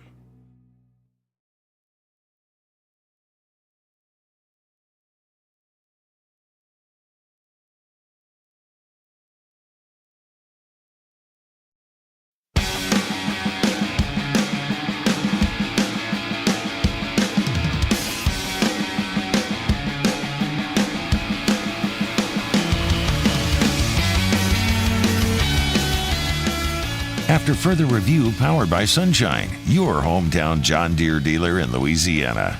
Down the stretch we come, final segment here on a Tuesday edition of AFR, powered by Sunshine. Hey, remember, I'll remind you again, this weekend is Rock the Country, which is out at Lamar Dixon. Kid Rock, Jason Aldean, and our friends at Sunshine are one of the great sponsors of that concert this weekend. The LSU Gator, the John Deere Gator, will be out there, and they'll be selling tickets to win the Gator the day of the Ole Miss LSU game. So they'll be pulling the winner the day of the LSU Ole Miss game, but they'll be selling tickets. And remember, all the money raised is going to high school students involved with Louisiana 4-H and FFA, the Future Farmers of America. So if you're going to be out at Rock the Country this weekend, be on the lookout for our friends from Sunshine. Buy a ticket to win that LSU Gator, which is pretty sweet, too, if you haven't seen it yet. I'm going to find a picture. Probably need to get you to get a picture of that so we can pull it up. I think I may have it, but it's been all over their social media, too. You can check out their social media to see pictures of the Gator, or just go buy yourself one as well. Sunshine, your hometown John Deere dealer in Louisiana. Okay. We do have picks from the Otter. So the Otter, as we've said, is chaperoning spring break for his son and some of his cronies. So Otter just sent us the picks. Here you go. Get your pen ready. Here's what we're betting on. A couple of NIT games. Got Georgia tonight +5. Who's Georgia even playing? I don't know. Seton Hall. Awesome. I didn't watch a single minute of the NIT. Not even LSU's game? Okay, well, LSU, yes. Outside of LSU, no. I didn't watch You it. forget it's even going on. So these are the semis, I would assume. Sounds right, Here. yep. So Georgia +5, and then Utah, which is +4.5, by the half a point to Utah +5. So Georgia +5 and Utah +5 tonight, taking the 2 underdogs. Strategy last night didn't work out so great, although Otter had a great year in college basketball. He said it's his best year ever in college basketball. I believe it. He's crushed it. So we'll see. And then one MLB pick tonight for the Otter. He's got Arizona on the money line. The Diamondbacks are playing the Yankees tonight. That's out in Arizona. On the money line, the Diamondbacks are -112. So going with the Diamondbacks as the favorite, -112. Otter last night didn't have a great night. He went with the 2 underdogs in the women's basketball games, but neither hit. And then he split his MLB picks. He did hit with Boston last night, but missed with Toronto. Toronto, yes. They got which no got hit. no hit by the Astros. That's right. So I'm going to try to look carefully with Otter in MLB until we feel like we got a better sense for how the season's going to go. I'm going to make half a unit bets on the Smart, MLB man. games, and we'll see how he goes. All right, that's going to do it for us here on a Tuesday edition of AFR. Muse, Paulie, I appreciate it. Y'all have a great night. Tomorrow, we're live from the Smoothie King Center. I'm heading down for the Pels games. We'll be doing the show on remote tomorrow. We'll look forward to seeing you then on AFR. AFR. There it is, the extra mile, on the border of expected and extraordinary, for those willing to go further, like vans customized for work or play, with safety and tech to keep you connected, supported by a 5-star sales, service, and finance team, and backed by the 1-star you know. So go the extra mile. It's never crowded, because so few have what it takes to go there. Mercedes-Benz Vans. Was a humid day, barefoot children play, looking for that summer shade. Time just slips away. Oh, Louisiana, some kind of hold on me. Like cypress stumps, your roots are planted deep inside of me. Hey, it's Matt Moscona. For years, you've heard me tell you about Insurance Network of Louisiana, helping you find better coverage for less money. But it's not just for your home and auto. They also offer commercial property. So, retail stores, professional offices like doctors, dentists, attorneys, clothing boutiques. Insurance Network of Louisiana can find you better coverage for less money. They service the entire state of Louisiana, and they're local. So call today at 293-0450 or lainsurance.net. Electricity is all around us, and our families depend on it. Every day is sparked by the power of a cold drink or a warm meal, a movie night, and a comforting light at the end of a dark hallway. From sunrise to sunset, playtime to bedtime, our team is ready to take care of your electrical needs, even in the case of an after-hours emergency. The light in your